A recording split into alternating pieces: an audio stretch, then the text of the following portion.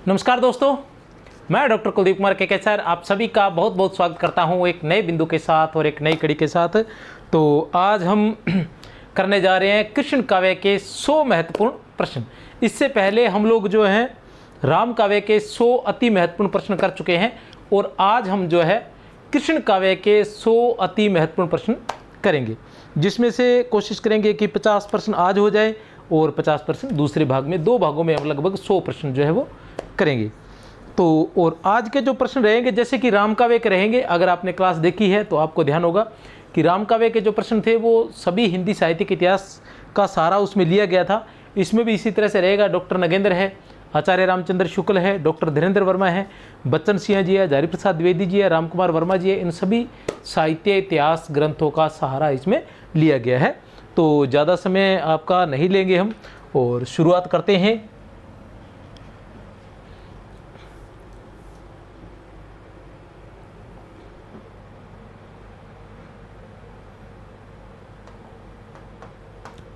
पहला प्रश्न है,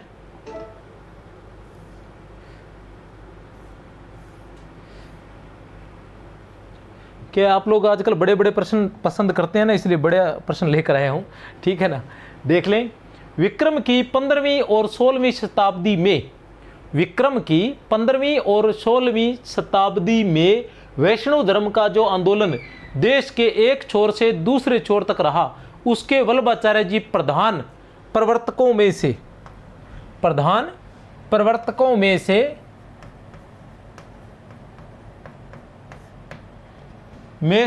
थे। आचार्य रामचंद्र शुक्ल।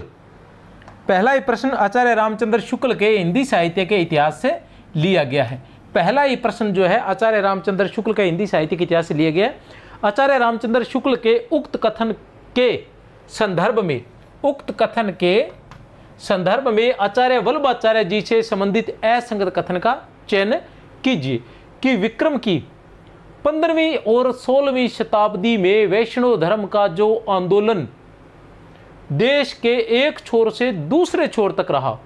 15वीं और 16वीं शताब्दी में, विक्रम की 15वीं और 16वीं शताब्दी में वैष्णव धर्म का, किसका? वैष्णव धर्म का जो आंदोलन देश के एक छोर से दूसरे छोर तक रहा, उसके वल्लभाचार्य जी प्रधान प्रवर्तकों में से एक थे। आचार्य रामचंद्र शुक्ल के उक्त कथन के संदर्भ में आचार्य वल्लभाचार्य जी से संबंधित असंगत कथन, वल्लभाचार्य जी से संबंधित असंगत कथन का चयन करना है। पहला कथन कौन सा है? आचार्य वल्लभ जी का जन्म संवत 1535 वैशाख कृष्ण 11 को और गोलोकवास संवत 1587 आषाढ़ शुक्ल 3 को हुआ था। ठीक है। दूसरा है, वेद शास्त्र में पारंगत धुरंधर विद्वान थे। कौन? वल्लभाचार्य जी। पूर्ण मीमांसा भाष्य इनकी प्रमुख रचना है। पूर्ण मीमांसा भाष्य किनकी? वल्लभाचार्य जी की। प्रेम साधना में लोक मर्यादा और वेद मर्यादा दोनों को जरूरी माना है। किसने? वल्लभाचार्य जी ने। इनमें से कौन सा कथन जो है वो असंगत है?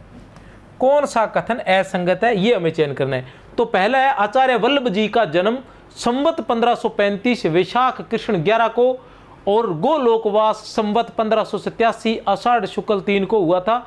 बिल्कुल सही है। ए जो है ये बिल्कुल सही है। ठीक है ना। दूसरा, वेद शास्त्र में पारंगत धुरंधर विद्वान थे। बिल्कुल सही है। पूर्ण मीमांसा भाष्य इनकी प्रमुख रचना है। बिल्कुल सही है। संगत है, असंगत नहीं है ये। प्रेम साधना में लोक मर्यादा और वेद मर्यादा दोनों को जरूरी माना है, तो ये असंगत है। उत्तर है द। उत्तर क्या है? इधर लिख देता हूं। उत्तर है द। उत्तर द है। क्यों है? क्योंकि वल्लभाचार्य जी ने प्रेम साधना में लोक मर्यादा और वेद मर्यादा दोनों को जरूरी नहीं माना है। आप प्रेम साधना में लोक मर्यादा और वेद मर्यादा दोनों को तोड़ सकते हैं, उनका पालन करना आवश्यक नहीं है, ऐसा वल्लभाचार्य जी मानते हैं। तो बहुत ही आसान सा प्रश्न था, लेकिन अगर एक बार पढ़ा होगा तो उत्तर दे पाएंगे, नहीं पढ़ा होगा तो थोड़ा मुश्किल हो जाएगा। देख लीजिए, सभी कथन जो है वो बहुत महत्वपूर्ण है। एक साथ प्रश्न मैंने पूछ लिया है, इन पर अलग अलग प्रश्न भी पूछा जा सकता है। विशेष क्या है? विशेष देख लेते हैं आचार्य शुक्ल क्या लिखते हैं विशेष इनके बारे में। वल्लभाचार्य जी ने प्रेम साधना में लोक मर्यादा व वेद मर्यादा दोनों का त्याग विधेय ठहराया है। दोनों का त्याग जो है वो विधेय ठहराया। उन्होंने कहा कि दोनों का त्याग किया जा सकता है। शुक्ल जी लिखते हैं कि क्या लिखते हैं शुक्ल जी, प्रेम लक्षणा भक्ति की ओर, प्रेम लक्षणा भक्ति की ओर जीव की प्रवृत्ति तभी होती है जब भगवान का अनुग्रह होता है। प्रेम लक्षणा भक्ति की ओर जीव की प्रवृत्ति, प्रेम लक्षणा भक्ति की ओर जीव की प्रवृत्ति तभी होती है जब भगवान का अनुग्रह होता है, जिसे पोषण या पुष्टि कहते हैं। इसी से वल्लभाचार्य जी ने अपने मार्ग का नाम पुष्टि मार्ग रखा था। हम जानते हैं वल्लभाचार्य जी ने पुष्टि मार्ग की स्थापना, पुष्टि मार्ग का जो प्रवर्तन किया था किसने, वल्लभाचार्य जी ने। और इनका जो संप्रदाय था पुष्टि मार्गी संप्रदाय कहलाता है। और उनका जो दर्शन है वो शुद्ध अद्वैतवाद कहलाता है। कौन सा, शुद्ध अद्वैतवाद। वल्लभाचार्य जी का कौन सा दर्शन कहलाता है, शुद्ध अद्वैतवाद कहलाता है। और इन्हीं के जो 84 शिष्य थे उन पर गोकुलनाथ ने, जो इनके पुत्र थे, उन्होंने लिखी थी 84 वैष्णव की वार्ता। और इनके पुत्र थे विठलनाथ, जिन्होंने अष्टछाप की स्थापना की थी। ये काफ़ी लंबी चौड़ी, आगे चलते पढ़ते जाएं, कोई बात नहीं। निम्नलिखित के आधार पर, अच्छा एक और बता रहा था मैं कि ये शुरुआत में आपसे पूछ लूं कि अगर ये वाली तकनीक आपको पसंद आई है तो थोड़ा सा बताएं, क्योंकि एक्चुअल में क्या होता है कि कितनी भी कोशिश के बावजूद बहुत जो महत्वपूर्ण बातें होती हैं वो वैसी की वैसी नहीं बता पाते हम जैसा कथन में है।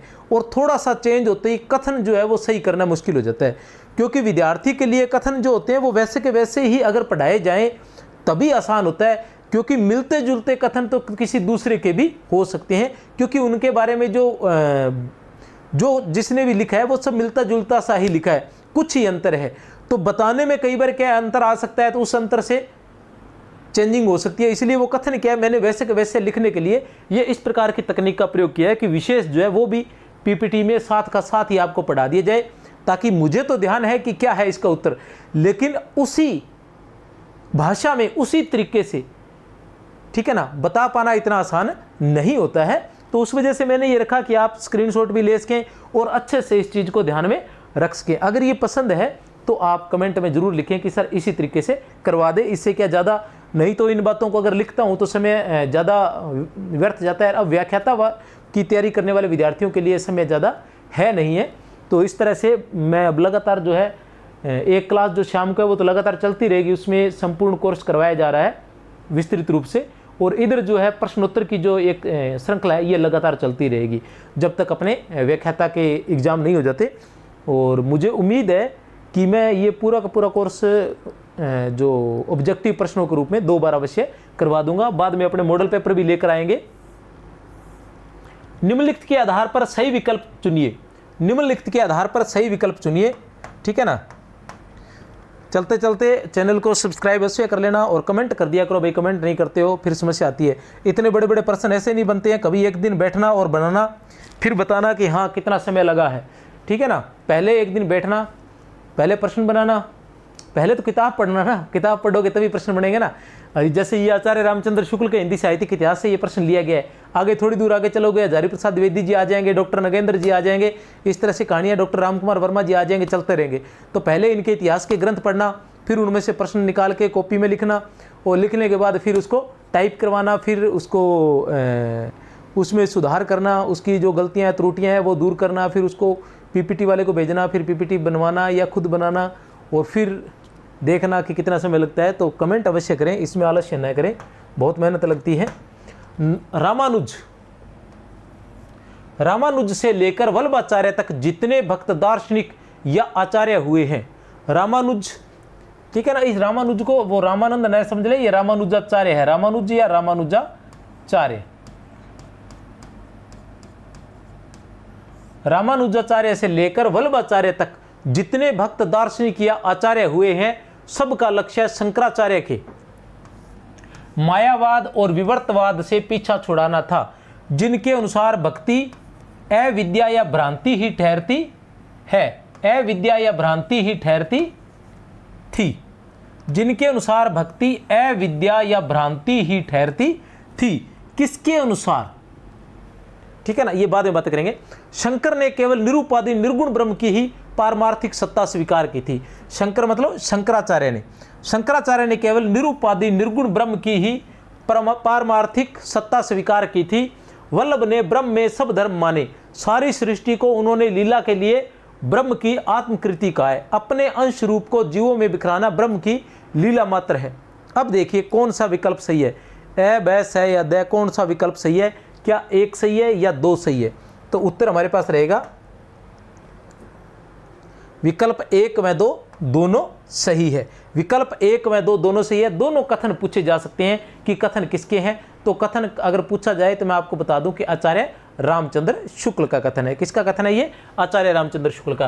रामानुजाचार्य से लेकर वल्लभाचार्य तक जितने भक्त दार्शनिक, ठीक है ना, रामानुजाचार्य से लेकर वल्लभाचार्य तक, जैसे मध्वाचार्य जी है, विष्णु स्वामी जी है, ये सभी के सभी जो थे ये शंकराचार्य के अद्वैतवाद के खिलाफ थे।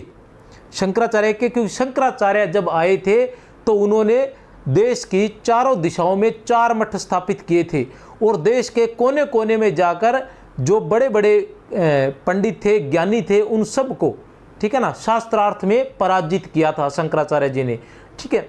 और वैष्णव धर्म उनके समय में पूरी तरह से क्षीण हो गया था, नष्ट प्राय हो चुका था। किनके? शंकराचार्य जी के समय में। लेकिन उनके बाद रामानुजाचार्य, वल्लभाचार्य जी है, मध्वाचार्य जी है, विष्णु स्वामी जी है, इन सभी ने मिलकर वैष्णव धर्म को फिर से सर्वोच्च शिखर पर ले आए, विशेषकर से वल्लभाचार्य जी, ठीक है ना। तो कहने से तात्पर्य कि ये सभी जो थे ये किसके विरोधी थे? शंकराचार्य जी के अद्वैतवाद के विरोधी थे। शंकराचार्य जी क्या सोचते थे? वो कहते थे कि भक्ति जो है, ठीक है ना, ये शंकराचार्य जी ज्ञान को महत्व देते थे, ठीक है ना, और वैष्णव धर्म वाले किसको महत्व देते हैं? भक्ति को महत्व देते हैं। किसको? भक्ति को महत्व देते हैं। इसलिए दोनों में अंतर था। भक्ति अविद्या या भ्रांति ही ठहरती थी।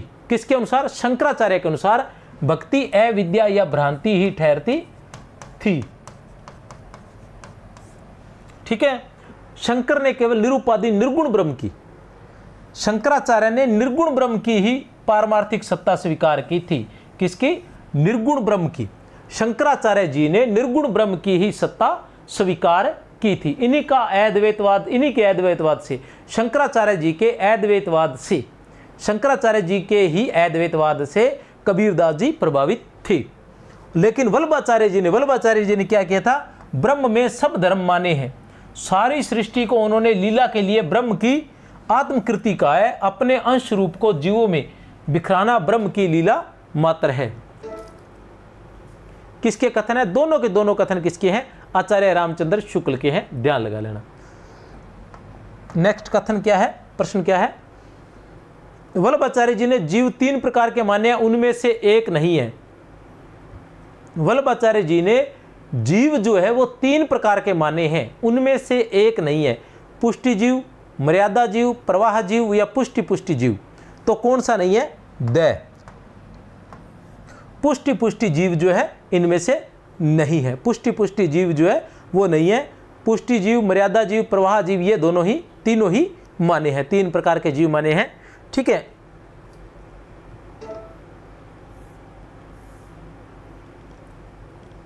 पुष्टि जीव क्या होता है? जो भगवान के अनुग्रह का ही भरोसा रखते हैं और नित्य लीला में प्रवेश पाते हैं। जो भगवान के अनुग्रह का ही भरोसा रखते हैं और नित्य लीला में प्रवेश पाते हैं। ये नित्य लीला मतलब श्री कृष्ण की नित्य लीला की बात है, अपनी नित्य लीला की बात नहीं है। श्री कृष्ण की नित्य लीला में प्रवेश पाते हैं। मर्यादा जीव कौन से होते हैं? जो वेद की विधियों का अनुसरण करते हैं, वेद की विधियों का अनुसरण करते हैं और स्वर्ग आदि लोक प्राप्त करते हैं, स्वर्ग आदि लोक प्राप्त करते हैं। प्रवाह जीव जो संसार के प्रवाह में पड़े सांसारिक सुखों की प्राप्ति में ही लगे रहते हैं, जो संसार के प्रवाह में पड़े सांसारिक सुखों की प्राप्ति में ही लगे रहते हैं। असंगत कथन का चयन कीजिए। आचार्य रामचंद्र शुक्ल से लिया गया है यह प्रश्न, बहुत ही महत्वपूर्ण है। असंगत कथन का चयन करना है। आपने क्या करना है? असंगत कथन का चयन। पहला कथन क्या है? पुष्टि प्रवाह मर्यादा नाम की पुस्तक। क्या है? पुष्टि प्रवाह मर्यादा, पुष्टि प्रवाह मर्यादा नाम की पुस्तक मूलचंद तुलसीदास तेलीवाला ने, मूलचंद तुलसीदास तेलीवाला ने संपादित करके प्रकाशित करवाई थी। दूसरा क्या है, पूर्णमल खत्री। पूर्णमल खत्री है,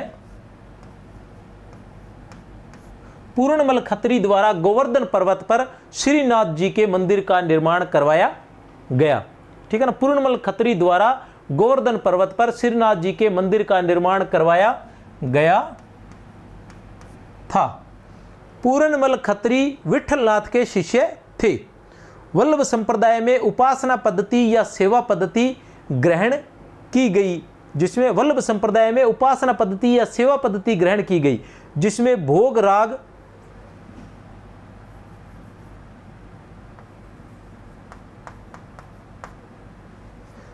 राग और विलास की प्रभुत सामग्री के प्रदर्शन की प्रधानता रही। ठीक है ना, भोग राग और विलास की प्रभुत मतलब अधिक के प्रदर्शन की प्रधानता रही। तो बताइए उत्तर क्या है। बहुत ही आसान है, प्रश्न देखने में कठिन लग रहा है लेकिन उत्तर आसान है।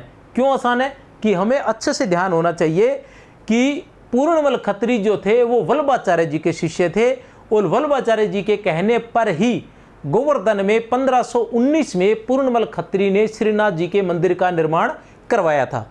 1519 में श्रीनाथ जी के मंदिर का निर्माण करवाया था पूर्णमल खत्री ने।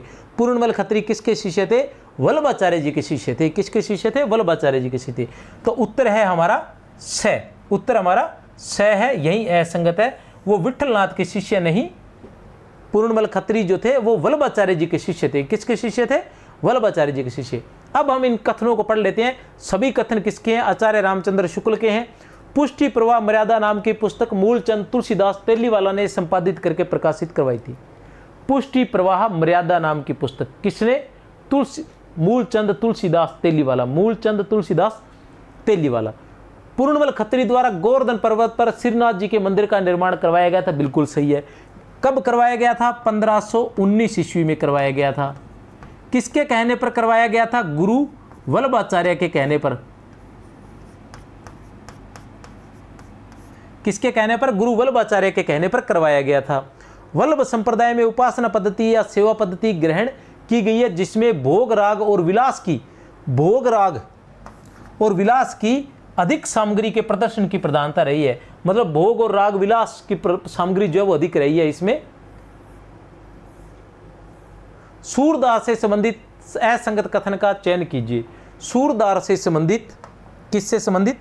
सूरदास से संबंधित असंगत कथन का चयन करना है। ये हमेशा ध्यान रखें, गोला जरूर लगाएं इस पर। किसका? असंगत कथन का चयन।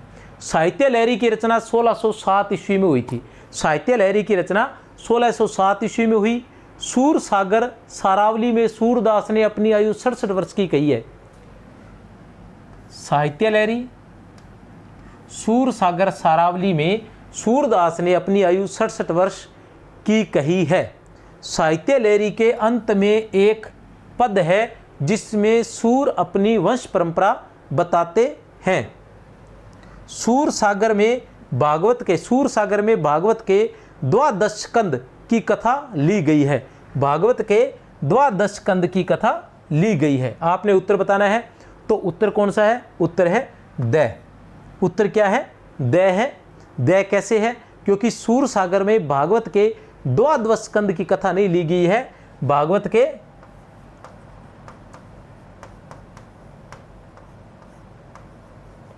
दशम स्कंद की कथा ली गई है। सूर सागर में भागवत के दशम स्कंद की कथा ली गई है। और वैसे जो सूर सागर है ये भागवत के आधार पर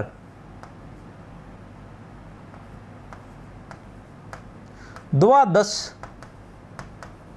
स्कंद में लिखा गया है। मतलब 12 स्कंदों में लिखा गया है। भागवत जो है वो भी 12 स्कंदों में लिखा गया है और ये जो सूर सागर है ये भी द्वादश स्कंदों में लिखा गया है। लेकिन ये जो कथा है ये भागवत के दशम स्कंद से ली गई। किससे? भागवत के दशम स्कंद से ली गई है। साहित्य लहरी की रचना 1607 ईस्वी में हुई थी। बिल्कुल सही है। साहित्य लहरी की रचना कब हुई थी? 1607 ईस्वी में हुई थी। सूर सागर सरावली में सूरदास ने अपनी आयु 67 वर्ष की कही है। बिल्कुल सही है।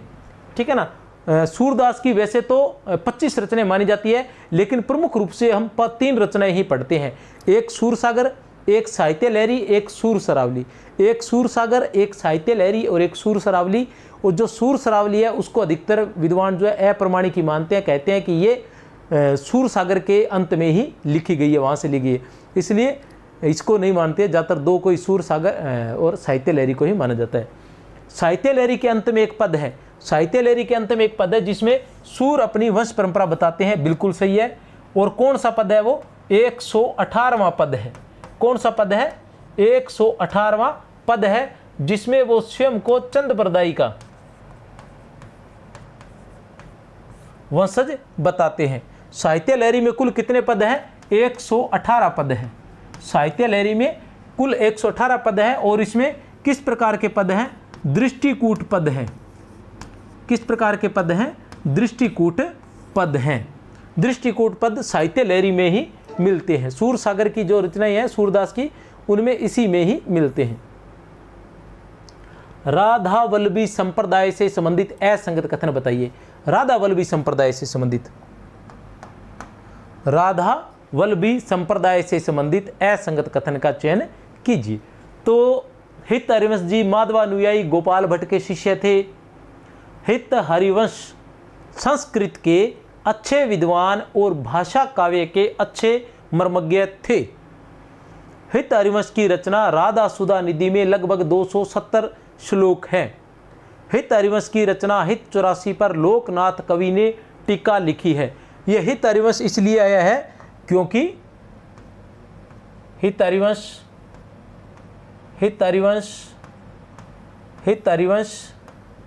और हित हरिवंश क्यों? क्योंकि हित हरिवंश ही राधा वल्लभी संप्रदाय के प्रवर्तक थे। हित हरिवंश ही राधा वल्लभी संप्रदाय के प्रवर्तक थे। उत्तर क्या है? उत्तर है हमारा स। क्यों है? क्योंकि हित हरिवंश की जो रचना है राधा सुधा निधि, हित हरिवंश जी की, हित हरिवंश जिन्हें श्री कृष्ण की वंशी का अवतार माना जाता है, हित हरिवंश जिन्हें श्री कृष्ण की वंशी का अवतार माना जाता है और जिन्हें राधा वल्लभी संप्रदाय का प्रवर्तक भी माना जाता है।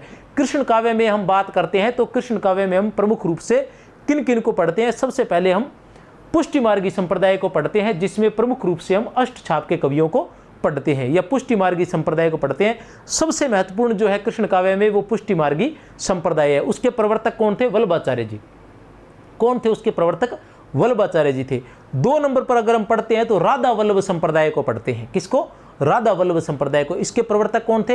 हित हरिवंश थे। गोस्वामी हित हरिवंश थे इसके प्रवर्तक। 3 नंबर पर अगर हम पढ़ते हैं तो चैतन्य या गौड़ीय संप्रदाय को पढ़ते हैं। चैतन्य या गौड़ीय संप्रदाय को। कौन थे इसके प्रवर्तक? चैतन्य थे, चैतन्य महाप्रभु थे। 3 नंबर पर हम हरिदासी संप्रदाय को पढ़ते हैं, जिसके स्वामी हरिदास जी इसके प्रवर्तक माने जाते हैं। 4 नंबर पर हम निम्बार्क संप्रदाय को पढ़ते हैं, जिसमें निम्बार्काचार्य जी माने जाते हैं।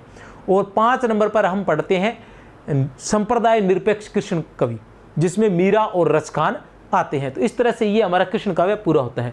तो हित हरिवंश की राधा सुधा निधि जो रचना है, हित हरिवंश की राधा सुधा निधि जो रचना है, उसमें 270 नहीं 170 श्लोक है। उसमें 270 नहीं 170 श्लोक है। हित हरिवंश जी माधवानुयायी गोपाल भट्ट के शिष्य थे। बिल्कुल सही है। हित हरिवंश जो है वो माधवानुयायी गोपाल भट्ट के शिष्य थे। हित हरिवंश जी किसके शिष्य थे? गोपाल भट्ट के शिष्य थे। प्रश्नों को इस प्रकार से करवाने का प्रयास किया गया है कि आपका कृष्ण काव्य पूरी तरह से क्लियर हो जाए। हित हरिवंश संस्कृत के अच्छे विद्वान और भाषा काव्य के अच्छे मर्मज्ञ थे। बिल्कुल सही है। हित हरिवंश रचना हित 84 पर लोकनाथ कवि ने टीका लिखी है। बिल्कुल सही बात है।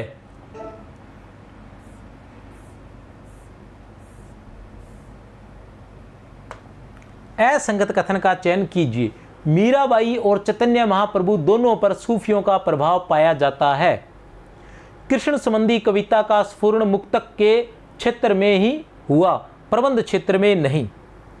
सूर सागर में कृष्ण जन्म से लेकर श्री कृष्ण के मथुरा जाने तक की कथा अत्यंत विस्तार से फुटकल पदों में गाई गई है। सूर की सबसे बड़ी कमजोरी नवीन प्रसंगों की उद्भावना न कर पाना है। बताइए उत्तर क्या है? क्या देखना है? असंगत देखना है। क्या देखना है? असंगत कथन का चयन करना है। इसमें से कौन सा ऐसा कथन है जो असंगत है? बड़ा ही आसान है।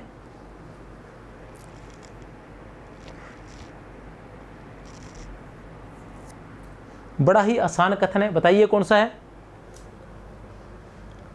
द जो है वो असंगत है। क्यों है असंगत? क्योंकि सूर की सबसे बड़ी कमजोरी नवीन प्रसंगों की उद्भावना न कर पाना है।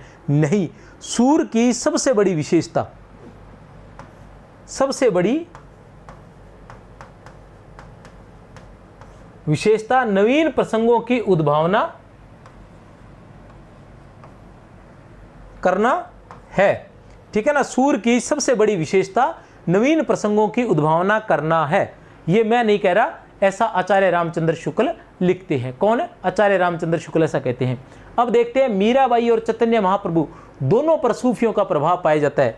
बिल्कुल सही है, दोनों पर जो है सूफियों का प्रभाव पाया जाता है। मीरा पर पाया जाता है ये तो हमें पता था, लेकिन हमें यह भी याद करना है कि चैतन्य महाप्रभु पर भी सूफियों का प्रभाव पाया जाता है। कृष्ण संबंधी कविता का स्फुरण मुक्तक के क्षेत्र में ही हुआ है, प्रबंध के क्षेत्र में नहीं। बिल्कुल सही है। कृष्ण संबंधी जो भी काव्य लिखा गया था वो अधिकतर मुक्तक ही लिखा गया था, अधिकांशतः मुक्तक के रूप में ही लिखा गया था। सूर सागर में कृष्ण जन्म से लेकर श्री कृष्ण के मथुरा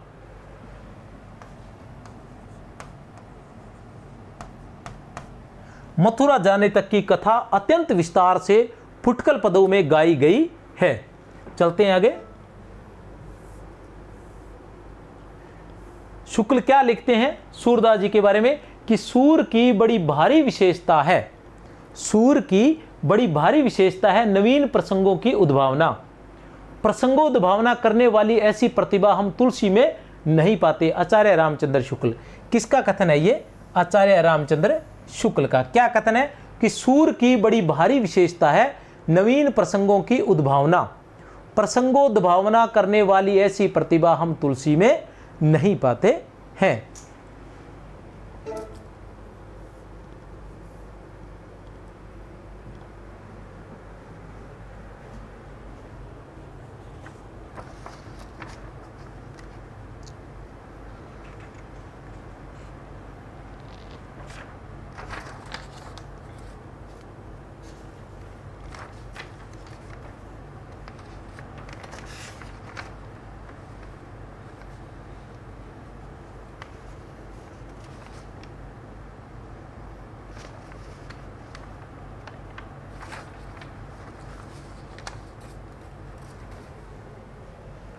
श्री भट्ट से संबंधित असंगत कथन का चयन कीजिए।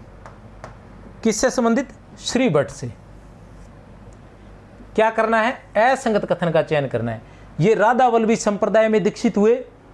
ये प्रसिद्ध विद्वान केशव काश्मीरी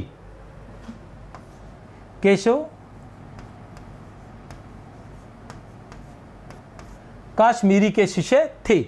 इनकी कविता सीधी सादी और चलती भाषा में है। इन्हें भगवान की झलक प्रत्यक्ष मिल जाती थी। तो उत्तर क्या रहेगा बताइए? असंगत क्या रहेगा?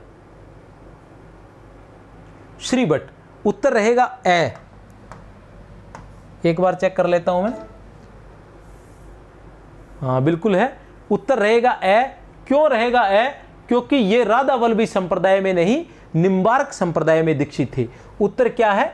ए रहेगा उत्तर, क्योंकि ये राधा वल्लभी संप्रदाय में नहीं, ये निम्बार्क संप्रदाय में दीक्षित थे। ये प्रसिद्ध विद्वान केशव काश्मीरी के शिष्य थे। बिल्कुल सही बात है। इनकी कविता सीधी सादी और चलती भाषा में है, ये भी बात बिल्कुल सही है। इन्हें भगवान की झलक प्रत्यक्ष मिल जाती थी। श्री भट्ट को। किसको? श्री भट्ट को भगवान की झलक जो है वो प्रत्यक्ष मिल जाती थी। श्री भट्ट किस संप्रदाय के थे? निम्बार्क संप्रदाय के। किस संप्रदाय के थे? निम्बार्क संप्रदाय के थे श्री भट्ट। असंगत है। निकुंज बिहारी कृष्ण सर्वप्रिय है। बहुत ही आसान नहीं है, बहुत ही मुश्किल है, लेकिन बहुत ही महत्वपूर्ण है। निकुंज बिहारी कृष्ण सर्वप्रिय है कि निकुंज बिहारी कृष्ण क्या है? निकुंज बिहारी कृष्ण सर्वोपरि है हरिदासी संप्रदाय में। श्री कृष्ण को ब्रजेंद्र कुमार कहा गया है, श्री कृष्ण को ब्रजेंद्र कुमार कहा गया है गौड़ीय संप्रदाय में। वल्लभ संप्रदाय का दार्शनिक आधार शुद्ध अद्वैतवाद है। वल्लभाचार्य ने भक्तों के 3 भेद किए हैं, वल्लभाचार्य ने भक्तों के 3 भेद किए हैं। तो उत्तर है द।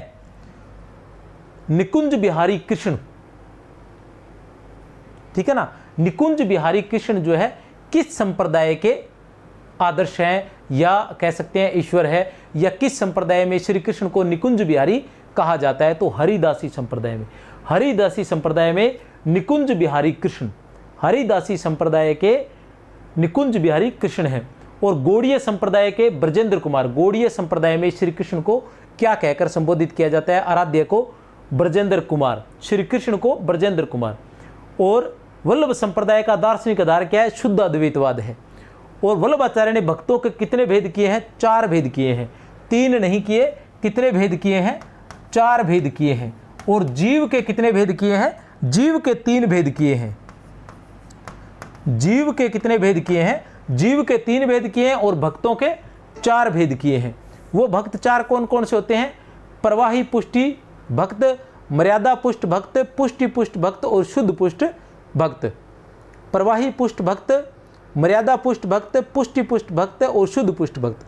प्रवाह पुष्ट भक्त वो होते हैं जो भक्त इस संसारिक मोह माया में फंसे हुए चलते जाते हैं, वो प्रवाही पुष्ट भक्त होते हैं। और मर्यादा पुष्ट भक्त जो वेद आदि की मर्यादा का पालन करते हुए चलते हैं, वो मर्यादा पुष्ट भक्त होते हैं। मतलब प्रवाह जो इस संसार के प्रवाह में चलते जाते हैं, किसी मर्यादा आदि को कुछ नहीं मानते, वो इस प्रकार के भक्त होते हैं। भक्ति भी करते हैं लेकिन चलते रहते हैं संसार के साथ। और जो वेद आदि मर्यादाओं का पालन करते हैं, वो मर्यादा पुष्ट भक्त। पुष्टि पुष्ट भक्त जिन्हें भगवान का अनुग्रह प्राप्त हो जाता है, ठीक है ना। और शुद्ध पुष्ट भक्त कौन से हैं? पुष्टि पुष्ट भक्त कौन से हैं? जिन्हें भगवान का अनुग्रह प्राप्त हो जाता है, वो तो पुष्टि पुष्ट भक्त है। लेकिन शुद्ध पुष्ट भक्त कौन से हैं? जिन्हें भगवान का अनुग्रह तो प्राप्त हो जाता है, लेकिन फिर भी वो क्या है? उनकी भक्ति में लीन रहते हैं, ताकि दोनों का जो संबंध है वो बना रहे। असंगत विकल्प का चयन कीजिए। क्या करना है? असंगत विकल्प का चयन कीजिए। बताइए क्या रहेगा उत्तर?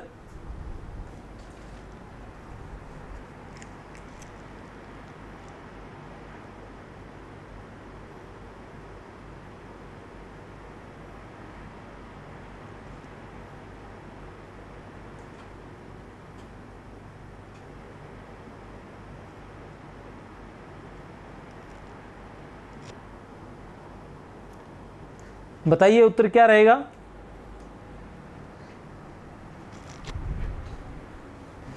क्या है प्रश्न? असंगत विकल्प का चयन कीजिए। क्या करना है? असंगत विकल्प का चयन आपने करना है। तो पहली पंक्ति क्या है? पुष्टि मार्गीय भक्ति रागानुगा भक्ति है। जिन 8 भक्ति कवियों पर गोस्वामी विठलनाथ ने अपने आशीर्वाद की छाप लगाई थी, वे अष्टसखा या अष्टछाप के नाम से प्रसिद्ध है। पुष्टि मार्गीय भक्ति रागानुगा भक्ति है।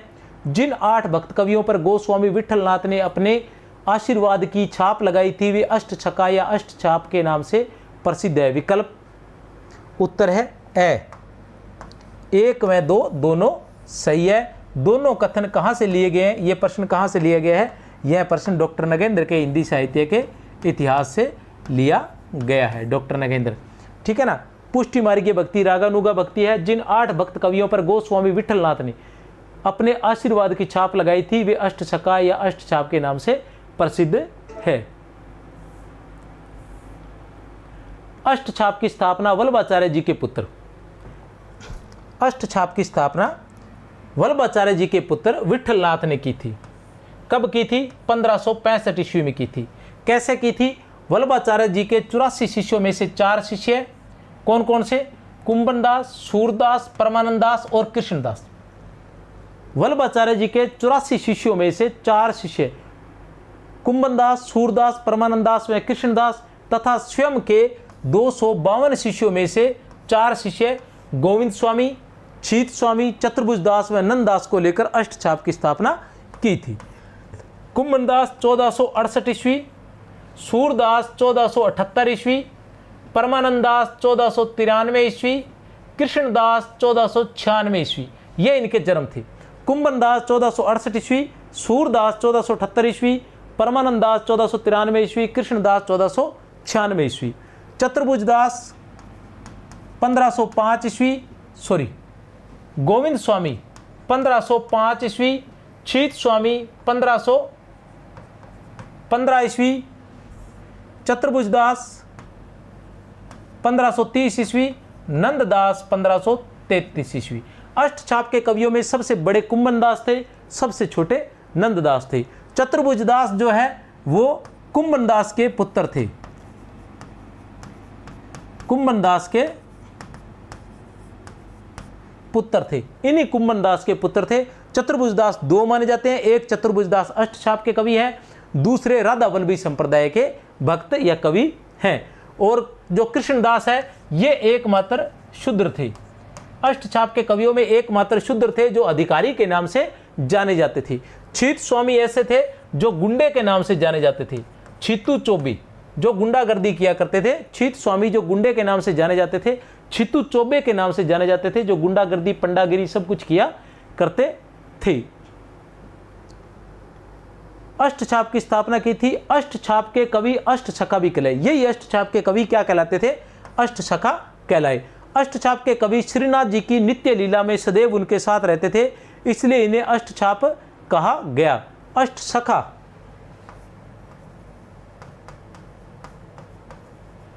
नित्य लीला में साथ रहते, सदैव उनके साथ रहते, इसलिए इन्हें अष्टसखा कहा गया। वल्लभाचार्य ने अपने शिष्य पूर्णमल खत्री द्वारा 1519 ईस्वी में गोवर्धन पर्वत पर श्रीनाथ मंदिर का निर्माण करवाया गया था। कहां? गोवर्धन पर्वत पर।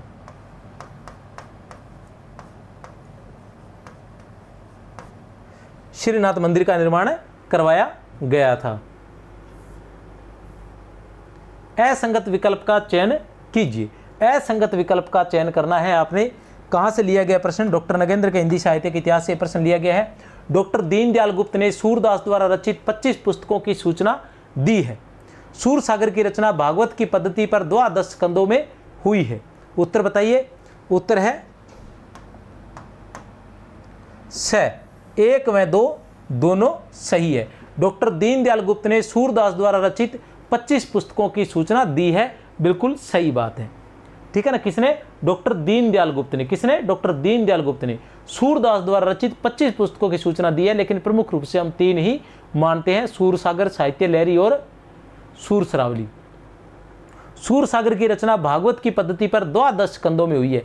कितने स्कंदों में हुई है सूर सागर की रचना? सूर सागर की रचना 12 स्कंदों में, 12 स्कंदों में हुई है।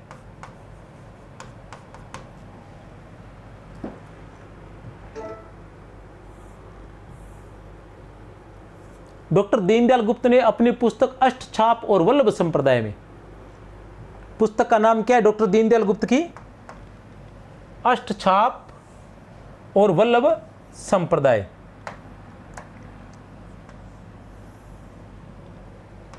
अष्टछाप और वल्लभ संप्रदाय में सूरदास की 25 रचनाएं बताई है। डॉक्टर दीनदयाल गुप्त ने, डॉक्टर दीनदयाल गुप्त ने अपनी पुस्तक अष्टछाप और वल्लभ संप्रदाय, डॉक्टर दीनदयाल गुप्त ने अपनी पुस्तक अष्टछाप और वल्लभ संप्रदाय। असंगत विकल्प का चयन कीजिए। बालक की विविध चेष्टाओं और विनोदों के क्रीड़ा स्थल, मातृहृदय की अभिलाषाओं, उत्कंठाओं और भावनाओं के वर्णन में सूरदास हिंदी के सर्वश्रेष्ठ कवि ठहरते हैं।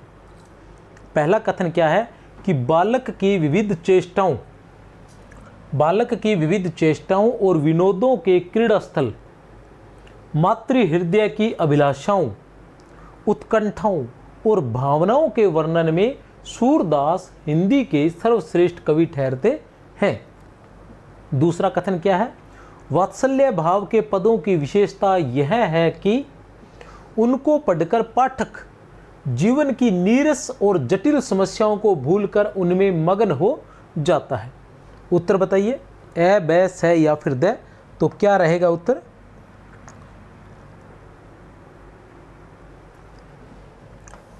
एक व दो दोनों सही, ठीक है ना, एक व दो दोनों सही है।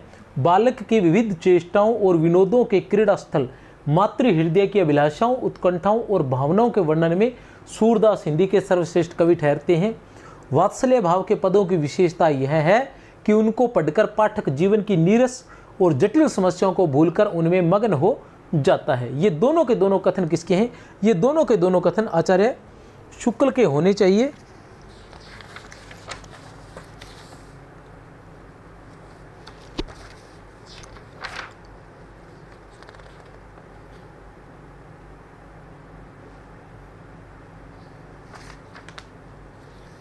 डॉक्टर नगेंद्र के हिंदी साहित्य के इतिहास से लिए गए हैं ये दोनों कथन। कहाँ से लिए गए हैं? डॉक्टर नगेंद्र के हिंदी साहित्य के इतिहास से लिए गए हैं।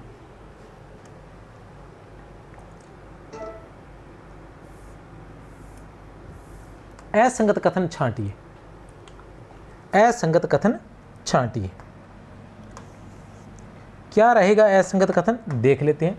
सूर की भक्ति पद्धति का मेरुदंड पुष्टि मार्गीय भक्ति है। वर्ण मैत्री और संगीतात्मकता सूर की ब्रज भाषा के अलंकरण है। सूरदास ने द्वैताद्वैतवाद का ध्यान रखा है।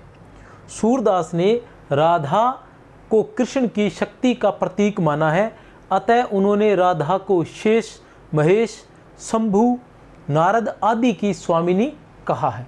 देख लेते हैं, बताइए। असंगत, असंगत छांटना है। पहला कथन क्या है? सूर की भक्ति पद्धति का मेरुदंड पुष्टि मार्गीय भक्ति है, बिल्कुल सही है। सूर की भक्ति पद्धति का मेरुदंड जो है वो पुष्टि मार्गीय भक्ति है, बिल्कुल सही है, क्योंकि ये वल्लभाचार्य जी के पुष्टि मार्गीय संप्रदाय में ही दीक्षित हुए थे। वर्ण मैत्री और संगीतात्मकता सूर की ब्रज भाषा के अलंकरण है, बिल्कुल सही है। वर्ण मैत्री और संगीतात्मकता सूर की ब्रज भाषा के अलंकरण है। सूरदास ने द्वैताद्वैतवाद का ध्यान रखा था? नहीं, सूरदास ने, क्योंकि सूरदास किसके शिष्य थे? वल्लभाचार्य जी के शिष्य थे, और वल्लभाचार्य जी का दर्शन कौन सा था? शुद्धाद्वैतवाद। कौन सा था?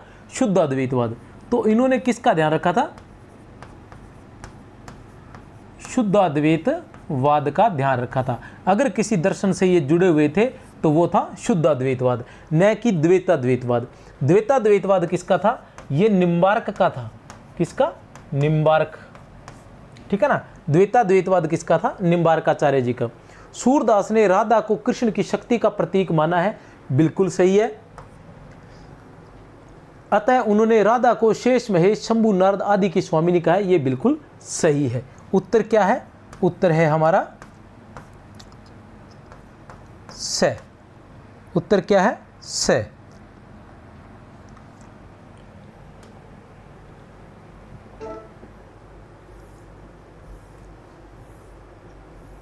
अष्टछाप के कवि कृष्णदास से संबंधित असंगत कथन का चयन कीजिए। अष्टछाप के कवि कौन से कवि? अष्टछाप के कवि कृष्णदास से संबंधित असंगत कथन का चयन कीजिए। किसके कवि हैं? अष्टछाप के कवि हैं। नाम क्या है? कृष्णदास है। असंगत कथन का चयन करना है। कृष्णदास अधिकारी के नाम से विख्यात थे। अष्टछाप के कवियों में एकमात्र शूद्र कवि थे। कृष्णदास काव्य और संगीत के मर्मज्ञ होने के साथ साथ सुकवि और गायक भी थे। कृष्णदास के पदों की भाषा शुद्ध ब्रज भाषा नहीं है।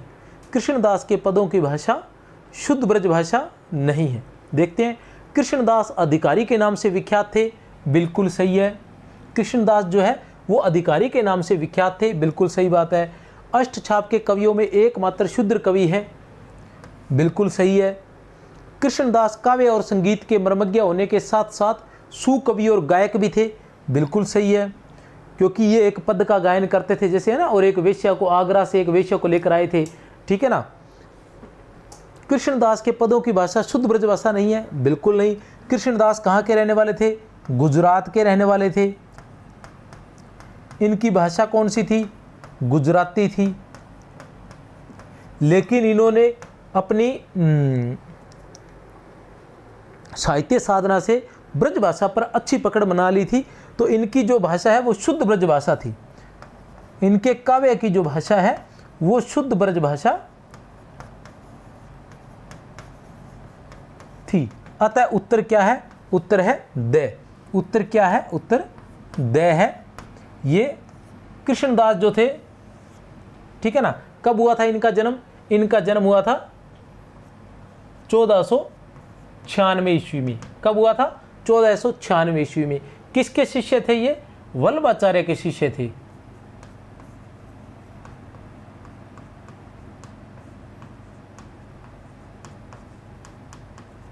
वल्लभाचार्य के ये शिष्य थे।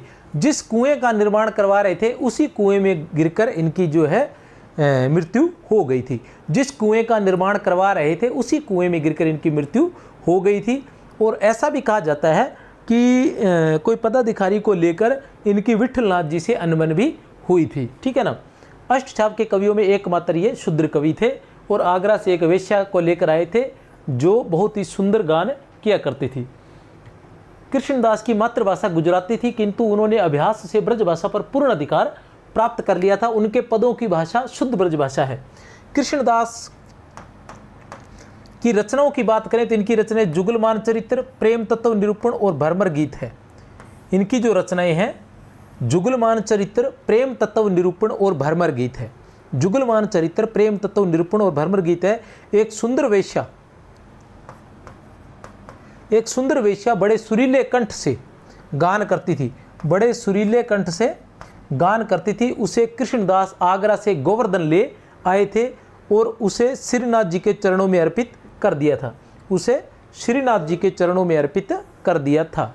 जिस कुएं का निर्माण करवा रहे थे उसी कुएं में गिरकर इनकी मृत्यु हुई थी।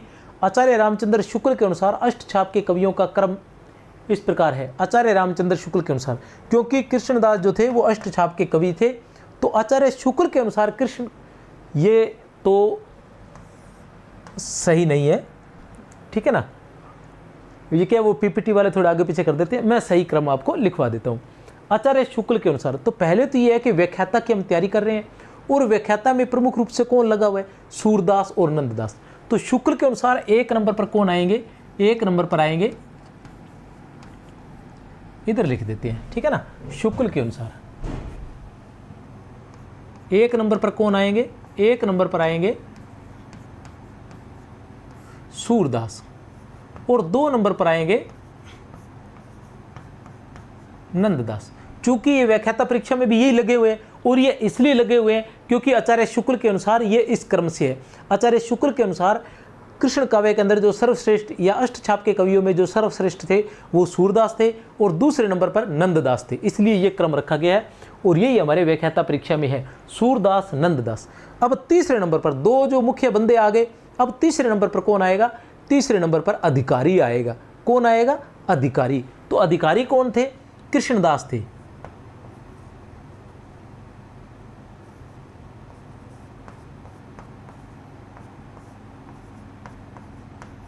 अधिकारी कौन थे? कृष्णदास थे। अधिकारी कौन थे? कृष्णदास। 3 नंबर पर हमारे पास कृष्णदास आएंगे। एक बात का ध्यान रखना है, 4 नंबर,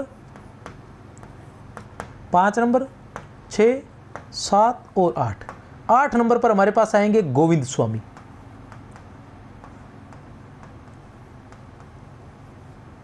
ठीक है ना। 8 नंबर पर हमारे पास कौन आएंगे? गोविंद स्वामी आएंगे। कौन आएंगे? गोविंद स्वामी। इनका आचार्य शुक्ल के अनुसार हिंदी व्याख्याता की परीक्षा में पहले प्रश्न पूछा जा चुका है। तब तक हमने क्या किया था कि इनके सभी के बारे में अच्छे से पढ़ा था, विस्तार रूप से, क्योंकि हमने किस तरीके से पढ़ा कि इनके जन्म के हिसाब से। जन्म के हिसाब की बात करते हैं तो सबसे पहले कौन आते हैं? सबसे पहले कुंभन दास जी आते हैं 1468 ईस्वी। 2 नंबर पर सूरदास जी आते हैं 1478 ईस्वी। 3 नंबर पर परमानंद दास आते हैं 1493 ईस्वी। 4 नंबर पर कृष्णदास आते हैं 1496 ईस्वी। 5 नंबर पर जो है वो गोविंद स्वामी आते हैं 1505 ईस्वी। 6 नंबर पर छीत स्वामी आते हैं 1515 ईस्वी। और 7 नंबर पर जो है चतुर्भुज दास आते हैं 1530 ईस्वी। 8 नंबर पर नंददास आते हैं। इसी क्रम से इनकी रचनाएं, इनके पद सब कुछ याद किया। लेकिन व्याख्याता परीक्षा में क्या पूछ लिया गया कि आचार्य शुक्ल के अनुसार अष्टछाप के कवियों का क्रम बताइए, तो वो समस्या क्रिएट होगी। तब क्या हमें याद रखना है कि किस तरह से इनको याद किया जा सकता है कि सूरदास, नंददास, कृष्णदास 3 ये याद किए जा सकते हैं। गोविंद स्वामी, बाकी क्रम जो होगा उस हिसाब से। एक कुम्भन दास आएंगे, कुम्भन दास के बाद चतुर्भुज दास आएंगे। कुम्भन दास के बाद चतुर्भुज दास। थोड़ा सा मैं देख लेता हूँ कोई गलत ना हो जाए, थोड़ा सा आगे पीछे हो रहा है एक।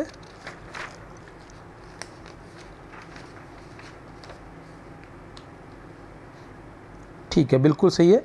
उसके बाद कृष्णदास, कृष्णदास के बाद कृष्णदास के साथ वाले ही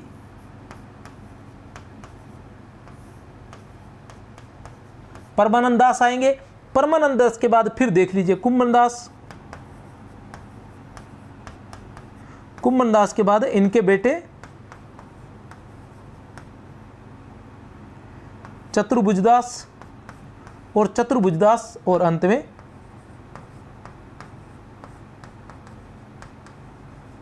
शीत स्वामी। ये क्रम रहेगा।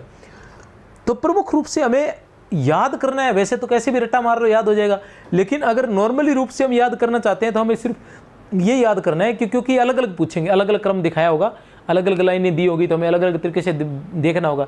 लेकिन हमें वहाँ एक चीज़ ढूंढनी है कि एक तो याद रखनी है, वो तो ये है कि सबसे पहले सूरदास आएंगे, फिर नंददास आएंगे, फिर अधिकारी आएंगे।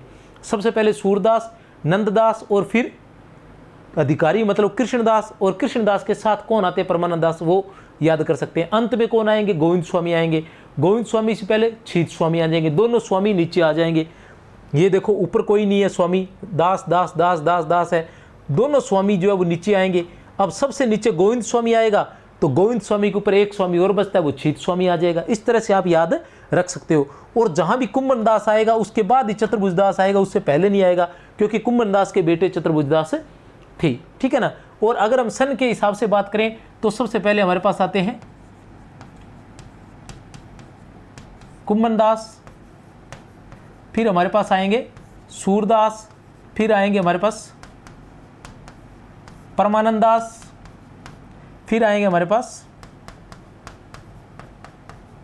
कृष्णदास। 1 2 3 4 1468, 1478, 1493 और 1496। ये किसके शिष्य थे, वल्लभाचार्य के, वल्लभाचार्य के शिष्य थे। फिर आएगा विठलनाथ के शिष्य, विठलनाथ के शिष्य। विठलनाथ के शिष्य कौन से हैं, 1 नंबर पर गोविंद स्वामी, कब 1505 ईस्वी। फिर 2 नंबर पर गोविंद स्वामी, गोविंद स्वामी के बाद आएगा शीत स्वामी, शीत स्वामी 1515 ईस्वी। फिर आएगा 3 नंबर पर चतुर्भुज दास, कब आएगा 1530 ईस्वी। और फिर आएंगे नंददास 1533 ईस्वी। अगर पूछा जाए सबसे बड़े तो कुम्भन दास, सबसे छोटे तो नंददास। ठीक है ना। इस तरह से इनको आप याद कर सकते हैं। शीत स्वामी से संबंधित असंगत कथन चयन कीजिए। शीत स्वामी से संबंधित असंगत कथन का चयन कीजिए। शीत स्वामी से संबंधित असंगत कथन का चयन करना है। आपने क्या करना है, असंगत कथन का चयन करना है। क्या चयन करना है, असंगत कथन का चयन करना है। और अगर प्रश्न पसंद आ रहे हैं तो चैनल को सब्सक्राइब कर देना, लाइक कर देना भैया। ठीक है ना। मथुरा के चतुर्वेदी ब्राह्मण थे, घर में जजमानी और पंडागिरी होती थी। बीरबल के पुरोहित थे, कविता श्रेष्ठ कोटि की है। गोवर्धन के निकट पुंछरी नामक स्थान में एक तमाल वृक्ष की छाया में रहते थे। यह सेवा की थी इन्होंने। देख लेते हैं। मथुरा के चतुर्वेदी ब्राह्मण थे, घर में जजमानी और पंडागिरी करते थे। बिल्कुल सही है, असंगत बिल्कुल नहीं है, ये सही है, संगत है। मथुरा के चतुर्वेदी ब्राह्मण थे, घर में जजमानी और पंडागिरी कर होती थी। बीरबल के पुरोहित थे, बीरबल के पुरोहित थे, बिल्कुल सही बात है। कविता श्रेष्ठ कोटि की है, ये नहीं है, उत्तर है स, ये असंगत है। इनकी कविता जो है वो निम्न कोटि की है, इनकी कविता जो है वो श्रेष्ठ कोटि की नहीं, निम्न कोटि की है।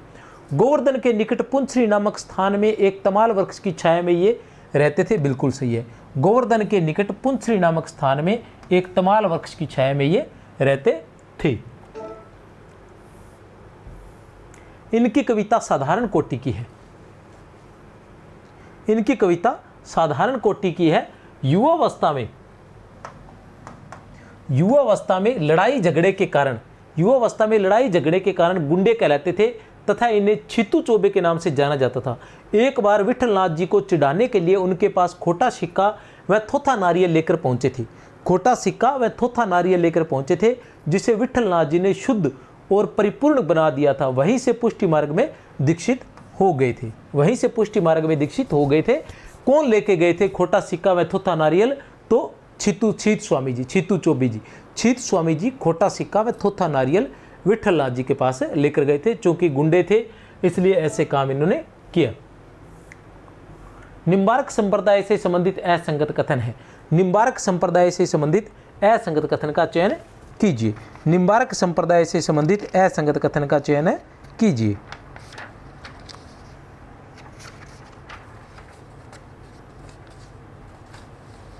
निम्बार्क संप्रदाय से संबंधित असंगत कथन का चयन कीजिए। तो क्या है? निम्बार्क संप्रदाय एक प्रमुख वैष्णव संप्रदाय है। हमने क्या करना है? असंगत कथन का चयन करना है, ये याद रखना है। निम्बार्क संप्रदाय एक प्रमुख वैष्णव संप्रदाय है। इस संप्रदाय के आदि उपदेशक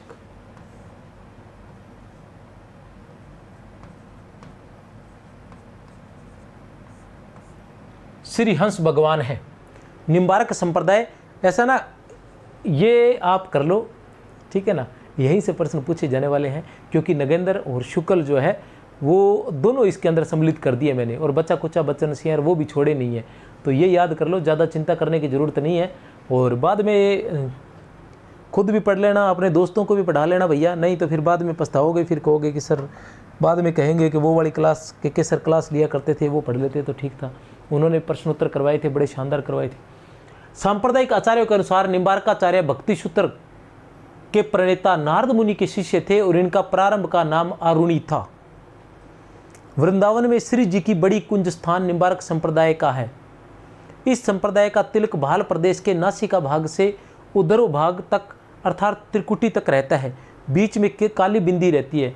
तिलक की सीधी रेखाओं को कृष्ण और काली बिंदी को राधा माना जाता है। बताइए, असंगत छांटना है। आपने क्या छांटना है? असंगत कथन का चयन करना है। देख लेते हैं क्या है असंगत। निम्बार्क संप्रदाय एक प्रमुख वैष्णव संप्रदाय है, बिल्कुल सही है, ठीक है ना। इस संप्रदाय के आदि उपदेशक श्री हंस भगवान है।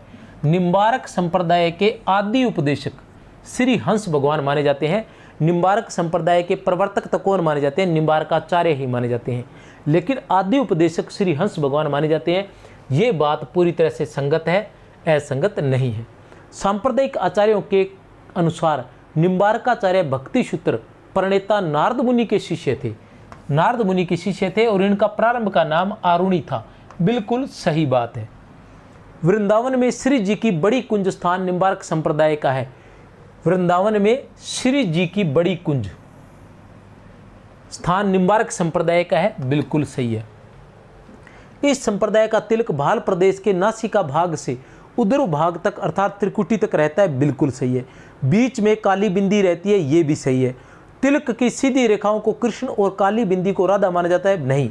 तिलक की सीधी रेखाओं को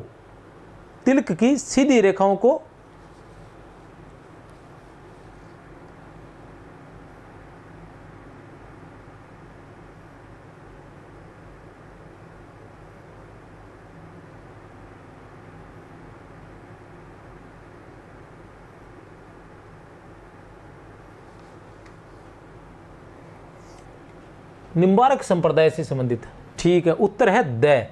क्यों है उत्तर द? क्योंकि इस संप्रदाय का संबंध, जो ये बात लिखी है, इसका संबंध राधा वल्लभ संप्रदाय से है। इस संप्रदाय का तिलक भाल प्रदेश के नासिका भाग से, इस संप्रदाय का नहीं, किस संप्रदाय का? राधा वल्लभ संप्रदाय का। राधा वल्लभी संप्रदाय का तिलक जो है वो भाल प्रदेश के नासिका भाग से उदरो भाग तक अर्थात त्रिकुटी तक रहता है। बीच में काली बिंदी रहती है। तिलक की सीधी रेखाओं को कृष्ण कहा जाता है। तिलक की जो सीधी रेखाएं खींची जाती है उनको कृष्ण कहा जाता है, और बीच में जो काली बिंदी रहती है उसको राधा कहा जाता है। ये कथन किससे संबंधित है? राधा वल्लभ संप्रदाय से संबंधित है। उत्तर है हमारा द। निम्बार्काचार्य से संबंधित असंगत कथन का चयन कीजिए। निम्बार्काचार्य से संबंधित असंगत कथन का चयन कीजिए।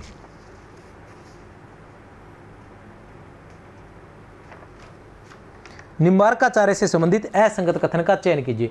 निम्बार्काचार्य का जन्म दक्षिण में हुआ था किंतु उनका कर्म क्षेत्र ब्रजमंडल है। चयन करना है असंगत कथन। असंगत कथन का चयन आपने करना है। निम्बार्काचार्य का जन्म दक्षिण में हुआ था किंतु उनका कर्म क्षेत्र ब्रजमंडल है। निम्बार्काचार्य के अन्य नाम नियमानंद, सुदर्शन तथा अरुणी आदि है। इनके प्रमुख ग्रंथ वेदांत, पारिजात, सौरभ, 10 श्लोकी, श्री कृष्ण स्तवराज, मंत्र, रहस्य, षोडशी और प्रपन्न कल्पवल्ली है। इनके प्रसिद्ध शिष्य श्री भट्ट माने जाते हैं। देख लेते हैं।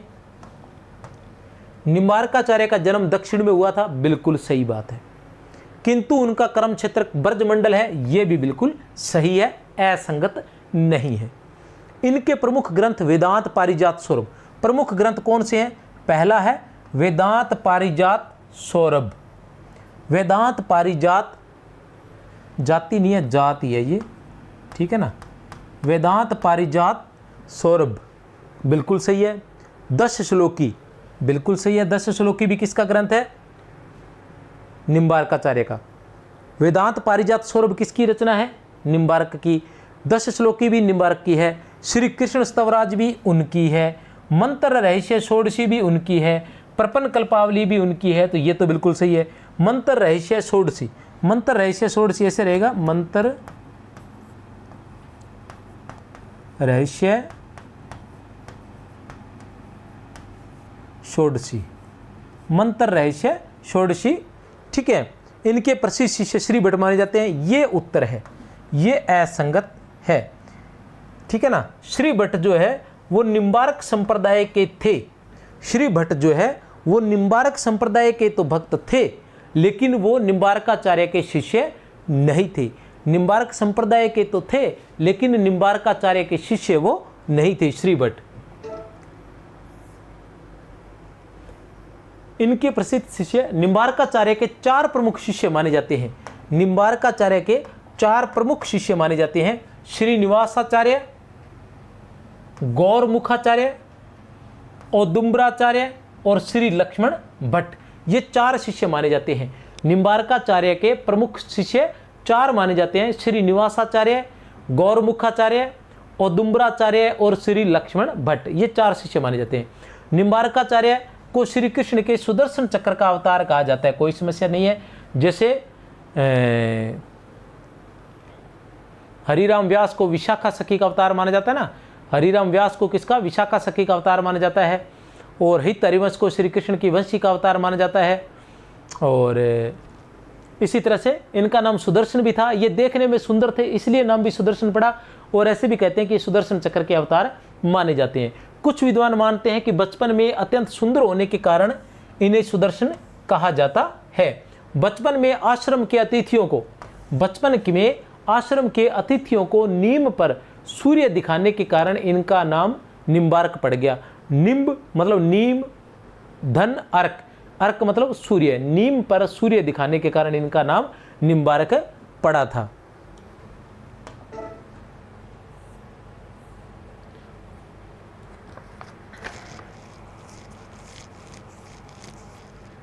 श्री भट्ट जो है इन्हें हितु सखी का अवतार माना जाता है।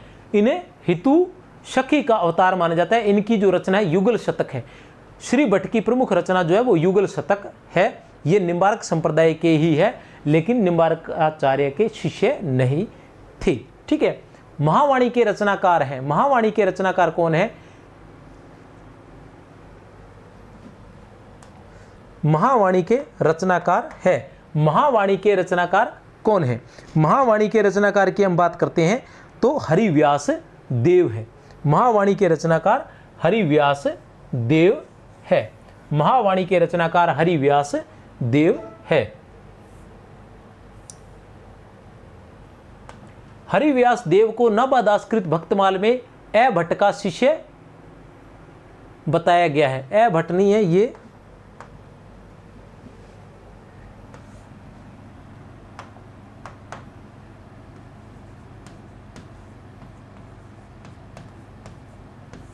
हरिव्यास देव को नवादासकृत भक्तमाल में श्री भट्ट का शिष्य बताया गया है। इनकी कुल 5 रचनाएं मानी जाती है, जिनमें 4 संस्कृत में है। ये संदर्भ डॉक्टर नगेंद्र के हिंदी साहित्य के इतिहास में दिया गया है, ठीक है ना। तो 4 रचनाएं जो संस्कृत में है उनको याद करने की आवश्यकता नहीं है। एक रचना जो 5वीं है वो ब्रजभाषा में है, जिसका नाम है महावाणी। 5वीं जो रचना है वो ब्रजभाषा में है, उसका नाम है महावाणी। हरिव्यास देव और हरिराम व्यास, हरिव्यास देव और हरिराम व्यास ये 2 लोग थे, ठीक है ना। इनके बारे में मैंने विस्तार से लिखा है। डॉक्टर नगेंद्र के इतिहास में लिखा गया है कि अज्ञानवश हरिव्यास देव और हरिराम व्यास को एक समझने की भूल हुई है। ये हम लोग नहीं, इतिहास में भी ये भूल हुई है। क्या भूल हुई है कि अज्ञानवश हरिव्यास देव और हरिराम व्यास को एक समझने की भूल हुई है। हरिव्यास देव, ये जो हरिव्यास देव है ये निम्बार्क संप्रदाय के प्रमुख भक्त है, इनकी प्रमुख रचना महावाणी है। ये जो हरिव्यास देव है ये निम्बार्क संप्रदाय के प्रमुख भक्त है, इनकी प्रमुख रचना महावाणी है। हरिव्यास, जो हरिराम व्यास है वो राधा वल्लभी संप्रदाय के प्रमुख भक्त थे। जो हरिराम व्यास है वो राधा वल्लभी संप्रदाय के। कहने से तात्पर्य है कि 2 लोग हैं। कौन कौन से 2 लोग हैं? एक तो है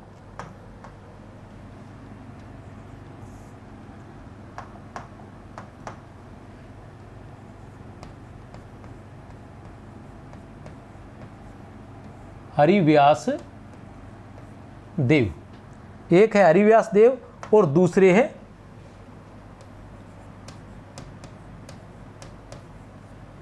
हरिराम व्यास, ठीक है ना। एक है हरिव्यास देव और दूसरे हैं हरिराम व्यास।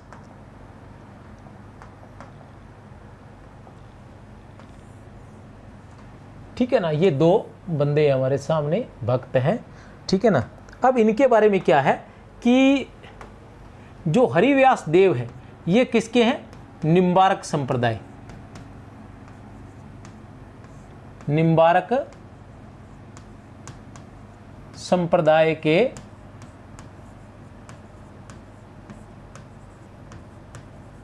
भक्त हैं। रचना कौन सी है? रचना इनकी है महावाणी। महावाणी इनकी रचना है। हम बात करते हैं हरिराम व्यास की, तो ये किसके हैं? राधा वल्लभी, राधा वल्लभी संप्रदाय के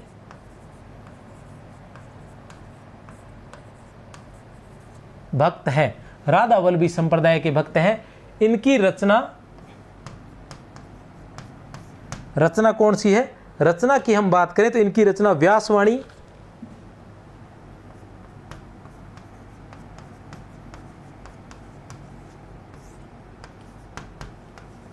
रागमाला, ये प्रमुख है। 2 रचनाएं व्यासवाणी और रागमाला प्रमुख है।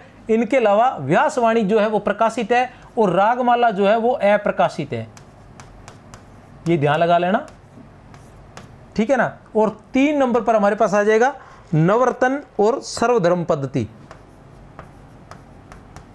नवरतन और सर्वधर्म पद्धति, तो इन्हें याद करने की जरूरत नहीं है, फिर भी मैं आपको बता देता हूं। सर्वधर्म पद्धति, ये दोनों अप्राप्य हैं, ये दोनों अप्राप्य है और दोनों ही संस्कृत में रचित हैं, इसलिए इन दोनों को याद करने की जरूरत नहीं है। प्रमुख रूप से व्यासवाणी को ही हम याद कर सकते हैं। हरिराम व्यास जो है इन्हें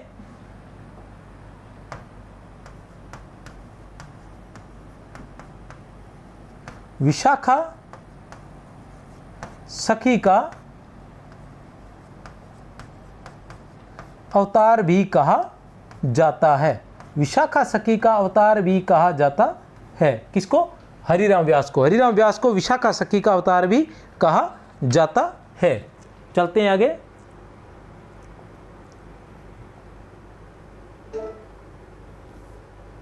टोडरमल ने किस कृष्ण भक्त कवि को कारागार में डाल दिया था जिसे अकबर ने मुक्त करवाया था?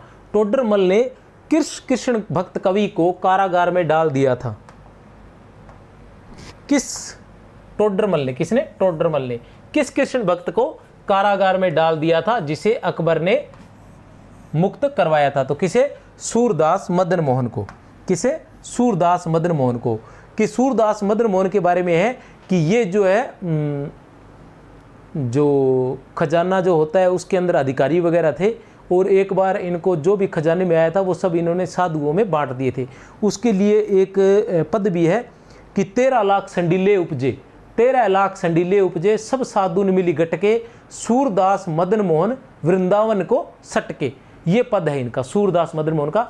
ऐसा कहा जाता है कि इनका नाम तो सूरदास था, लेकिन उन्होंने श्री कृष्ण के कारण अपना नाम मदन मोहन रख लिया था, तो पूरा नाम इनका सूरदास मदन मोहन हुआ। सूरदास मदन मोहन क्या है कि 13 लाख संडीले उपजे, 13 लाख संडीले उपजे, सब साधुन मिली गटके, सूरदास मदन मोहन वृंदावन को सटके। जब यह बात टोडरमल को पता चली तो टोडरमल ने इनको जेल में डाल दिया, और उसके बाद जब यह बात अकबर तक पहुंची तो वो बड़े खुश हुए और उन्होंने इन्हें मुक्त करवा दिया था, सूरदास मदन मोहन को।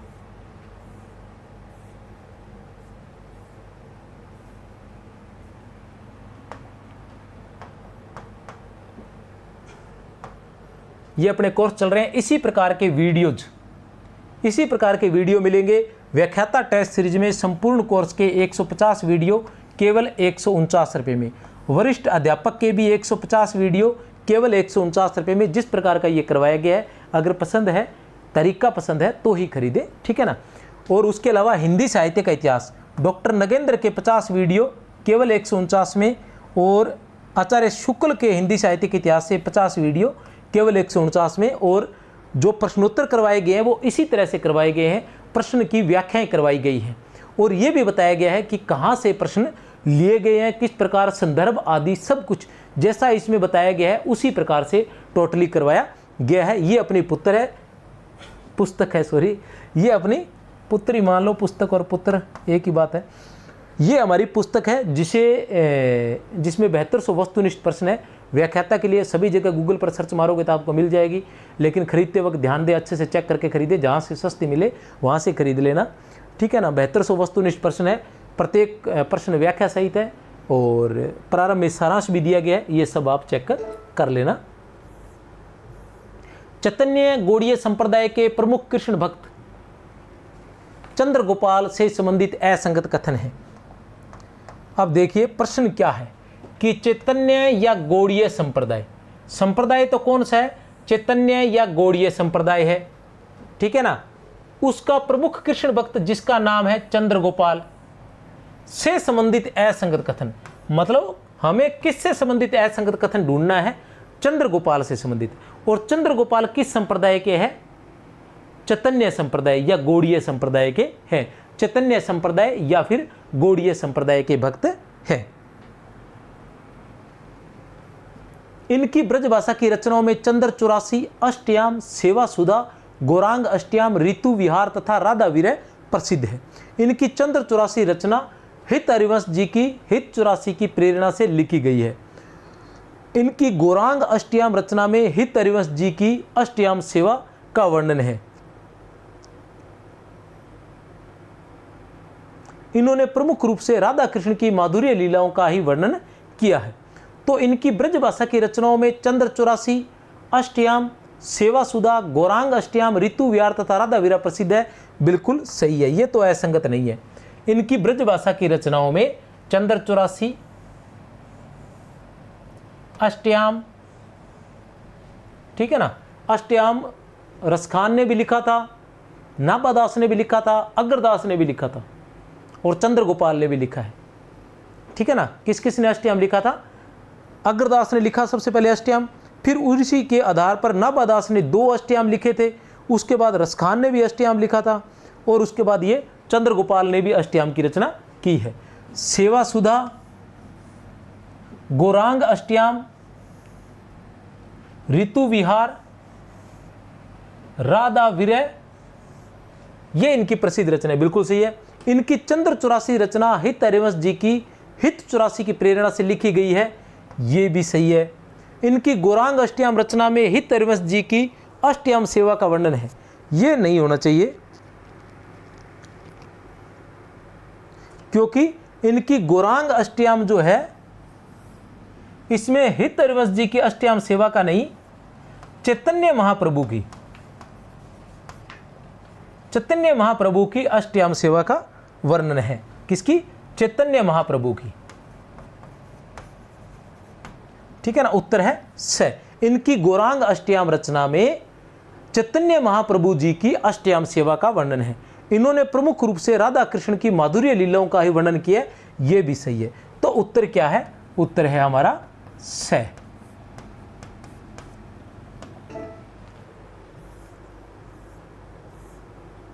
राधा वल्लभी संप्रदाय के भक्तों में नहीं है, राधा वल्लभी संप्रदाय के भक्तों में नहीं है हितरिवंश, दामोदर दास, नहीं नागरीदास, हरिव्यास देव। तो कौन नहीं है? हरिव्यास देव जो है वो नहीं है। कौन नहीं है? हरिव्यास देव। हरिव्यास देव के बारे में अभी हम पढ़कर गए हैं। हरिव्यास देव जो है वो किस संप्रदाय के हैं? हरिव्यास देव जो है वो किस संप्रदाय के हैं? वो निम्बार्क संप्रदाय के हैं। किस संप्रदाय के हैं? हरिव्यास देव निम्बार्क संप्रदाय के हैं। राधा वल्लभी संप्रदाय के प्रमुख भक्त माने जाते हैं। राधा वल्लभी संप्रदाय के भक्तों की बात करें तो ये माने जाते हैं हितरिवंश, जो राधा वल्लभी संप्रदाय के प्रवर्तक हैं। फिर आता है हरिराम व्यास, जिन्हें हितरिवंश, जिन्हें श्री कृष्ण की वंशी का अवतार माना जाता है। हरिराम व्यास जिन्हें विशाखा सखी का अवतार माना जाता है, जिनकी व्यासवाणी रचना के बारे में अभी हम पढ़कर गए हैं। उसके बाद ध्रुवदास, जिनकी सर्वाधिक रचनाएं मानी जाती है 43 या 42 है क्या, 42 रचनाएं मानी जाती है। दामोदर दास, चतुर्भुज दास, नहीं नागरी दास, ये सभी के सभी किसके? राधा वल्लभी संप्रदाय की। ये चतुर्भुज दास, जिसे ये राधा वल्लभी चतुर्भुज दास है, लेकिन आचार्य शुक्ल और मिश्र बंधुओं ने इसे अष्ट छाप का चतुर्भुज दास मान लिया है। इनका वर्णन वहां कर दिया है।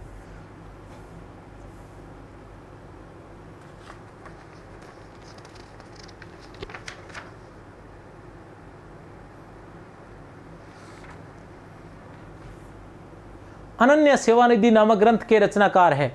अनन्य सेवानिधि नामक ग्रंथ के रचनाकार हैं। अनन्य सेवानिधि नामक ग्रंथ के रचनाकार हैं। कौन है? जगन्नाथ गोस्वामी। कौन है? जगन्नाथ गोस्वामी है। अनन्य सेवानिधि नामक ग्रंथ के रचनाकार कौन है? जगन्नाथ गोस्वामी। असंगत कथन का चयन कीजिए। असंगत कथन का चयन कीजिए। बिहारी दास जी, क्या चयन करना है? असंगत कथन। बिहारी दास जी विठल विपुल जी के शिष्य थे। बिहारी दास जी, ये सारी बातें बिहारी दास जी के बारे में है मुझे लग रहा है। बिहारी दास जी गुरुदेव के नाम से प्रसिद्ध हैं। स्वामी हरिदास ने बांके बिहारी की सेवा पूजा जगन्नाथ गोस्वामी को सौंपी। व्यासवाणी के रचनाकार दामोदर दास है। बहुत ही आसान है। आसान इसलिए है कि आप लोगों को एक काम करना है, ठीक है ना। वैसे तो मैंने करवाया है अलग से भी, लेकिन आपको भी एक काम करना है। वो क्या काम करना है? वो काम ये है कि आप श्री कृष्ण, एक ही पेज में आ जाएगा, पहले भी बता चुका हूँ एक क्लास में, एक ही पेज में आ जाएगा। सबसे पहले आपने क्या लिखना है?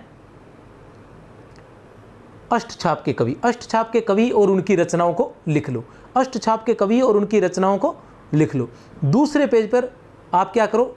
राधा वल्लभी संप्रदाय के प्रमुख कवि और उनकी रचनाओं को लिख लो। अब अष्टछाप के कवियों की रचनाएं तो थोड़ी बहुत हैं, लेकिन राधा वल्लभी संप्रदाय, उसके बाद चैतन्य संप्रदाय, उसके बाद निम्बार्क संप्रदाय या हरिदासी संप्रदाय, इनके जो भक्त हैं उनकी संख्या भी इतनी ज़्यादा नहीं है और उनकी रचनाओं की संख्या भी ज़्यादा नहीं है, तो वो आसानी से आप याद कर सकते हो। उससे आपको क्या, इस प्रकार के प्रश्न करने में बड़ी आसानी रहेगी और बड़ी आसानी से याद हो जाएंगे, ठीक है ना। बिहारी दास जी विठल विपुल जी के शिष्य थे, बिल्कुल सही है। बिहारी दास जी जो है वो किसके शिष्य थे? विठल विपुल जी के शिष्य थे। बिहारी दास जी गुरुदेव के नाम से विख्यात थे। कौन विख्यात थे? गुरुदेव के नाम से कौन विख्यात थे? बिहारी दास जी। गुरुदेव के नाम से कौन विख्यात थे? बिहारी दास जी। स्वामी हरिदास ने बांके बिहारी की सेवा पूजा जगन्नाथ गोस्वामी को सौंपी थी, ठीक है ना। किसको? जगन्नाथ गोस्वामी को। जगन्नाथ गोस्वामी किस संप्रदाय के थे? हरिदासी संप्रदाय के थे, जिनकी रचना क्या थी? अनन्य सेवानिधि। व्यासवाणी के रचनाकार दामोदर दास है? नहीं। उत्तर है हमारा द। क्यों है? क्योंकि व्यासवाणी के रचनाकार जो है वो कौन है? हरिराम व्यास है। हरिराम व्यास है। व्यासवाणी के रचनाकार कौन है? हरिराम व्यास है। इसके बारे में कुछ लिखा हुआ है तो मैं देख लेता हूं।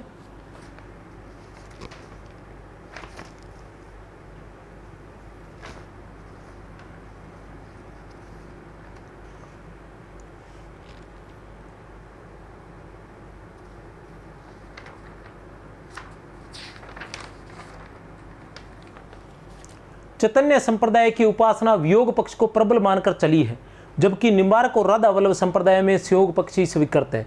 असंगत विकल्प का चयन करना है। मिश्र बंधु विनोद में राधा वल्लभीय चतुर्भुजदास की भक्ति प्रताप, द्वादश यश और हितजू को मंगल जैसी विख्यात रचनाओं को अष्टछापी भक्त चतुर्भुजदास की कृतियां बताया है। उत्तर बताइए।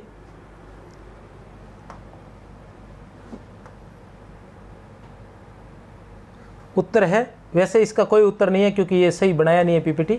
इसका 1 व 2 दोनों सही, दोनों कथन जो है वो दोनों के दोनों सही है। किसके हैं दोनों कथन? दोनों कथन की बात करें तो डॉक्टर नगेंद्र के हिंदी साहित्य के इतिहास से लिए गए हैं। कथन क्या है आपको याद रखना है। चैतन्य संप्रदाय की उपासना वियोग पक्ष को प्रबल मानकर चली है, याद रख लेना। चैतन्य संप्रदाय जो है, क्योंकि सभी जो अधिकतर जो संप्रदाय थे वो संयोग पक्ष को प्रबल मानकर चले हैं, अधिकतर संप्रदाय संयोग पक्ष को प्रबल मानकर चले हैं, लेकिन चैतन्य संप्रदाय जो है वो वियोग पक्ष को प्रबल मानकर चली है, जबकि निम्बार्क और राधा वल्लभी संप्रदाय में संयोग पक्ष ही स्वीकृत है, याद रखना है। निम्बार्क संप्रदाय संयोग पक्ष, राधा वल्लभ संप्रदाय संयोग पक्ष, लेकिन चैतन्य संप्रदाय में वियोग पक्ष को महत्व दिया गया है। मिश्र बंधु विनोद में राधा वल्लभीय चतुर्भुजदास की रचनाएं भक्ति प्रताप यश, द्वादश यश, ठीक है ना, भक्ति प्रताप यश, अच्छा ये सही नहीं लिखा हुआ, ये आएगा द्वादश यश, ठीक है ना, और हितजू को मंगल। ये जो 3 रचनाएं हैं, ये रचनाएं किसकी है? ये रचनाएं चतुर्भुजदास की है।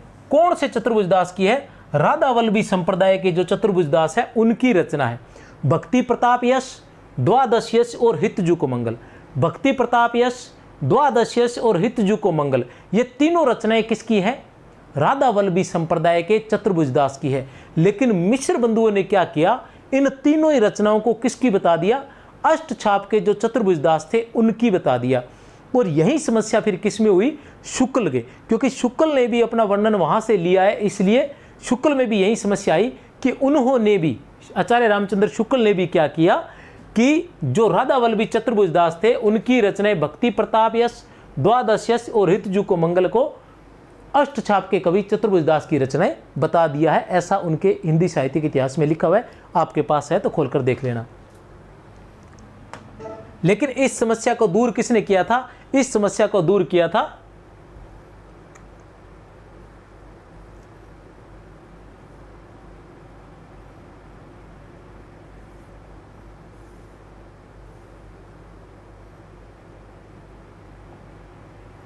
हिंदी साहित्य के इतिहास ग्रंथों में चतुर्भुजदास का जीवन वृत्त बड़े भ्रामक रूप में अंकित है। हिंदी साहित्य के इतिहास ग्रंथों में, ये किसमें लिखा हुआ है? जैसे हरिव्यास देव और हरिराम व्यास को एक मानने की भूल की गई है, उसी प्रकार चतुर्भुजदास को भी एक मानने की भूल की गई है। हिंदी साहित्य के इतिहास ग्रंथों में चतुर्भुजदास का जीवन वृत्त बड़े भ्रामक रूप में अंकित है। अष्टछाप के चतुर्भुजदास को राधा वल्लभ संप्रदाय के चतुर्भुजदास के साथ मिला दिया गया है। यह समस्या सर्वप्रथम मिश्र बंधुओं ने खड़ी की। उन्होंने मिश्र बंधु विनोद में राधा वल्लभी चतुर्भुजदास की, मिश्र बंधु विनोद में भक्ति प्रताप, द्वादश यश और हितजू को मंगल जैसी विख्यात रचनाओं को अष्टछापी भक्त चतुर्भुजदास की कृतियां बताया है। आचार्य रामचंद्र शुक्ल और डॉक्टर रामकुमार वर्मा के इतिहास ग्रंथों में भी यही समस्या है। इनके निराकरण का श्रेय डॉक्टर दीनदयाल गुप्त को है। इनके निराकरण का श्रेय डॉक्टर दीनदयाल गुप्त को है। उन्होंने बताया था, डॉक्टर दीनदयाल गुप्त ने बताया था कि ये दोनों जो है अलग अलग है और ये रचनाएं इनकी है और ये रचनाएं इनकी है। कुंज केली मिठी है, वीर भक्ति सीठी जो आग, ठीक है ना, कुंज केली मिठी है, वीर भक्ति सीठी जो आग। कुंज केली मिठी है, वीर भक्ति सीठी जो आग, व्यास विलास रास रस पीवत मिटे हृदय के दाग। तो किसकी पंक्ति है ये पंक्ति है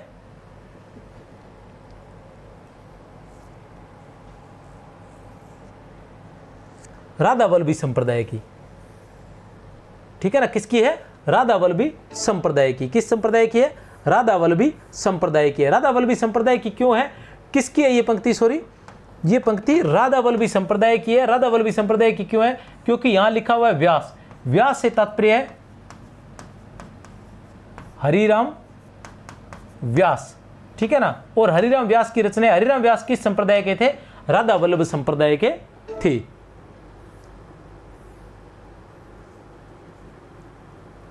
उपयुक्त पद राधा वल्लभ संप्रदाय के प्रमुख कृष्ण भक्त हरिराम व्यास रचित है।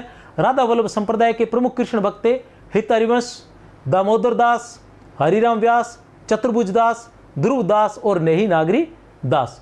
डॉक्टर रामकुमार वर्मा द्वारा रचित हिंदी साहित्य का आलोचनात्मक इतिहास में अभी तक कौन कौन से चल रहे थे? शुक्ल चल रहा था, डॉक्टर नगेंद्र चल रहा था। शुक्ल के प्रश्न पूछे मैंने आपसे, फिर डॉक्टर नगेंद्र के हिंदी साहित्य के इतिहास से पूछे, अब डॉक्टर रामकुमार वर्मा के हिंदी साहित्य के इतिहास से, फिर बच्चन सिंह वगैरह धीरे धीरे सारे आ जाएंगे। डॉक्टर रामकुमार वर्मा द्वारा रचित हिंदी साहित्य का आलोचनात्मक इतिहास के किस प्रकरण में कृष्ण काव्य का वर्णन है? किस प्रकरण में कृष्ण काव्य का वर्णन है? तो सप्तम प्रकरण में। किस प्रकरण में? सप्तम प्रकरण में। और डॉक्टर रामकुमार वर्मा का जो हिंदी साहित्य का आलोचनात्मक इतिहास है, ये कब लिखा गया था? 1938 ईस्वी में लिखा गया था। कब लिखा गया था? 1938 ईस्वी में लिखा गया था। और जो 7 प्रकरणों में है, कितने प्रकरणों में है? 7 प्रकरणों में ही है। 7 प्रकरणों में लिखा गया है। और कहां तक लिखा गया है? यह 7वें प्रकरण तक ही लिखा गया है। और कहां तक लिखा गया है? कृष्ण काव्य तक लिखा गया है। कृष्ण काव्य तक लिखा गया है। कृष्ण काव्य तक की बात करें तो 1693 ईस्वी तक ही लिखा गया है।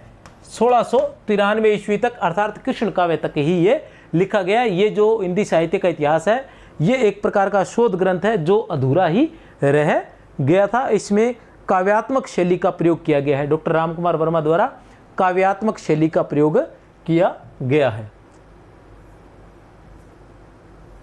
डॉक्टर रामकुमार वर्मा ने कृष्ण काव्य का सूत्रपात किस कवि से माना है? डॉक्टर रामकुमार वर्मा ने कृष्ण काव्य का सूत्रपात किस कवि से माना है? तो किस कवि से माना है? जयदेव से। किससे माना है? जयदेव से। डॉक्टर रामकुमार वर्मा ने, डॉक्टर रामकुमार वर्मा लिखते हैं कि कृष्ण काव्य का प्रारंभ विद्यापति से माना गया है।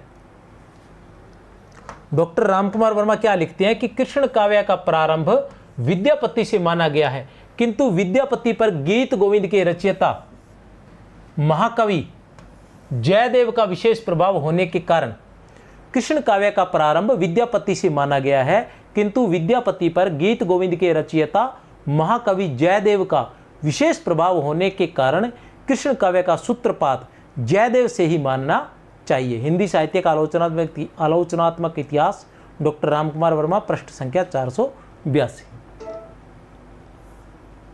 साहित्य लहरी के किस पद में सूरदास ने स्वयं को चंद बरदाई का वंशज माना है? साहित्य लहरी के किस पद में? 118वें पद में। साहित्य लहरी में कुल पद कितने हैं? साहित्य लहरी में कुल पद कितने हैं?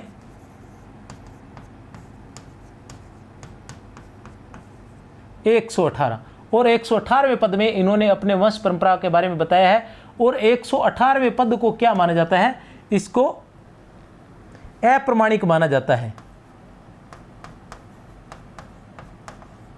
118वें पद को अप्रमाणिक माना जाता है। साहित्य लहरी में दृष्टिकूट पद हैं। दृष्टिकूट पद है। और इसकी रचना कब हुई थी? 1607 ईस्वी में। रचना कब हुई थी? 1607 ईस्वी में।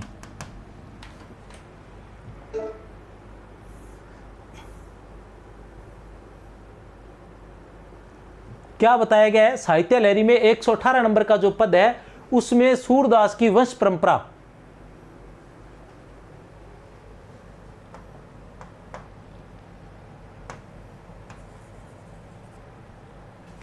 वंश परंपरा दी गई है, जिसमें बताया है कि सूरदास चंद्र बरदाई के वंशज थे। सूरदास चंद्र बरदाई के वंशज थे और उनके पिता का नाम हरिचंद था। उनके पिता का नाम हरिचंद था। हरिचंद के 7 पुत्रों में सबसे छोटे सूरजदास या सूरदास थे। मुसलमानों से लड़ते लड़ते जब 6 भाई मर गए, तब अंधे सूरदास इधर उधर भटकते रहे और अंत में एक कुएं में जा गिरे। जहाँ से भगवान ने उनका उद्धार किया। हिंदी साहित्य का उद्भव और विकास हजारी प्रसाद द्विवेदी, पृष्ठ संख्या 102 में ये दिया गया है। ये संदर्भ जो लिया गया है हजारी प्रसाद द्विवेदी से लिया गया है। विद्यापति को अभिनव जयदेव की उपाधि किसने दी थी? विद्यापति को अभिनव जयदेव की उपाधि किसने दी थी? तो शिव सिंह ने। किसने दी थी अभिनव जयदेव की उपाधि?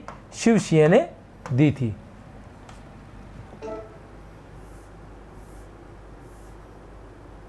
हिंदी साहित्य का आलोचनात्मक इतिहास डॉक्टर रामकुमार वर्मा से प्रश्न लिया गया। सूर सरावली को अप्रमाणिक किसने माना है? सूर सरावली को, क्योंकि आचार्य जो सूरदास जी है उनकी प्रमुख रूप से 3 रचनाएं, वैसे तो उनकी 25 मानी जाती है, लेकिन प्रमुख रूप से उनकी 3 रचनाएं मानी जाती है। कौन कौन सी है? सूर सागर, साहित्य लहरी और सूर सरावली। लेकिन बहुत से विद्वान सूर सरावली को मतलब सूर सागर के अंतर्गत ही मानते हैं, ठीक है ना, उसकी अनुक्रमणिका मानते हैं। तो अप्रमाणिक किसने माना है? तो अप्रमाणिक मानने वाले कौन है?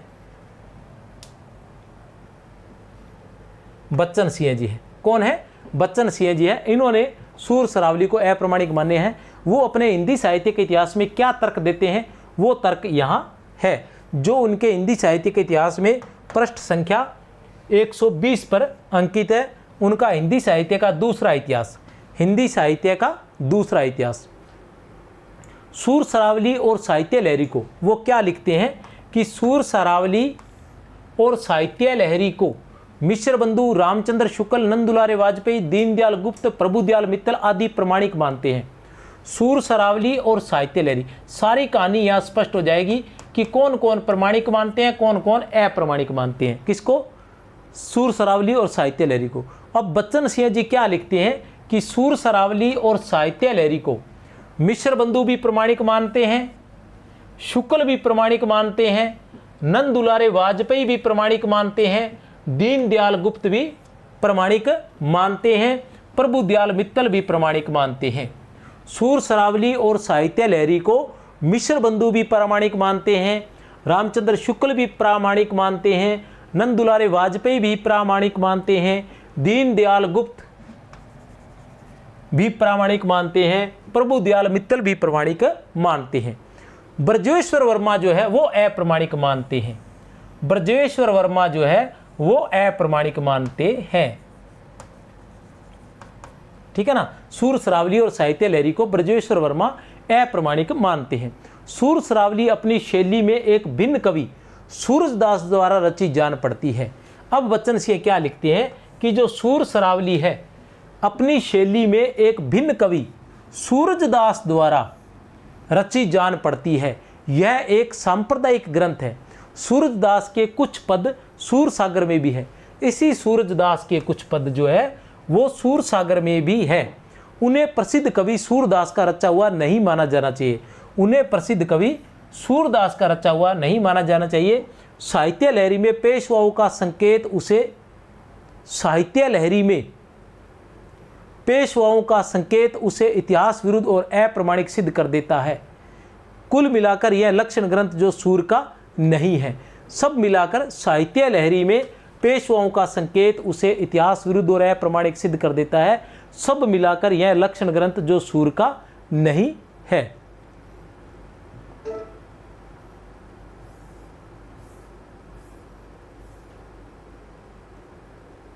यहाँ सूर सरावली नहीं रहेगा, यहाँ साहित्य लहरी रहेगा, ठीक है ना। साहित्य लहरी को कथन से तो यही लगता है कि इन्होंने साहित्य लहरी को अप्रमाणिक माना है। बच्चन सिंह ने दूसरा इतिहास।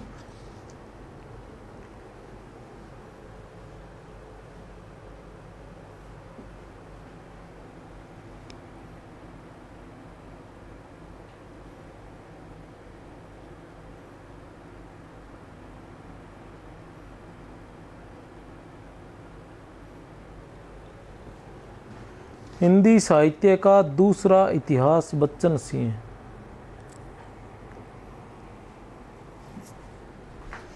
ये रहा, क्योंकि अभी पढ़ते पढ़ते छोड़ा था। पृष्ठ संख्या है 120।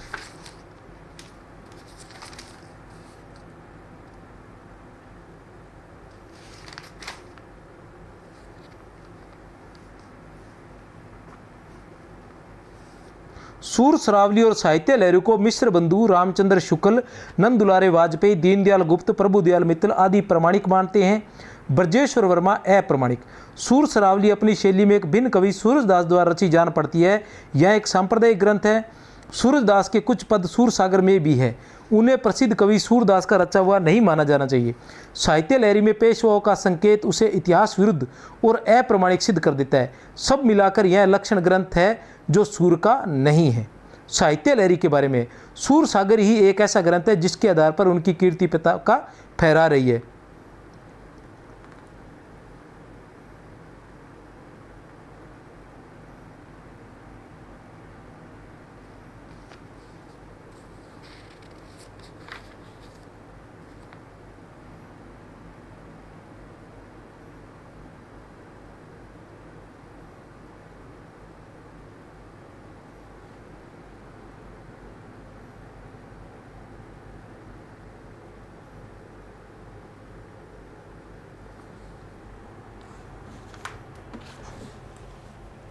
तो ये जो कथन है साहित्य लहरी के बारे में है। अष्टचाप के कवियों में शूद्र थे। कौन थे? कृष्णदास, जो अधिकारी के नाम से विख्यात थे। कोई समस्या नहीं है। ये प्रश्न दोनों में ही है। हिंदी साहित्य का इतिहास शुक्ल पृष्ठ संख्या 171, हिंदी साहित्य का उद्भव और विकास हजारी प्रसाद द्विवेदी पृष्ठ संख्या 108 पर है। ये नागरी प्रचारणी द्वारा प्रकाशित नंद दुलारे वाजपेयी द्वारा संपादित सूरसागर में कितने पद व स्कंद है? नागरी प्रचारणी द्वारा प्रकाशित और नंद दुलारे वाजपेयी द्वारा संपादित। नागरी प्रचारणी द्वारा प्रकाशित और नंद दुलारे वाजपेयी द्वारा संपादित सूरसागर में कितने पद व स्कंद है? तो कितने पद व स्कंद है? उत्तर रहेगा ए। 5000 पद व 12 स्कंद है। 5000 पद व 12 स्कंद है। सूरसागर के विनय के पदों को किस स्कंद में रखा गया है? सूरसागर के विनय के पदों को किस स्कंद में रखा गया है? तो प्रथम स्कंद में रखा गया है। प्रथम स्कंद में क्यों रखा गया है? क्योंकि विनय के पद जो है प्रारंभ में विनय के पद ही गाते थे सूरदास जी। सूरदास जी प्रारंभ में विनय के पद ही गाते थे। वो कहते हैं प्रभु हो सब पतितन को टीको, प्रभु हो सब पतितन को टीको। फिर वो कहते हैं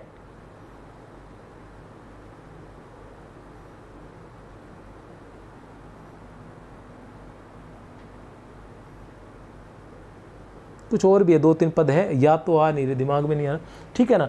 तब वो जो वल्लभाचार्य जी है वो उनको मिलते हैं, तब वो कहते हैं कि सूर गिज्ञाते काहे को कुछ भगवत लीला करो। तब वो मतलब सख्य भाव के और श्रृंगार भाव के जो पद लिखते हैं, माधुर्य भाव के पद जैसे।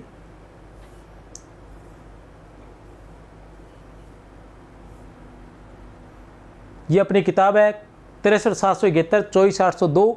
इस नंबर पर व्हाट्सअप करें। और संकुल मार्गदर्शन के नाम से ये अपना ऐप है, वहाँ पर इसकी PDF निःशुल्क नोट्स नाम से वहाँ फ्री मिल जाएगी।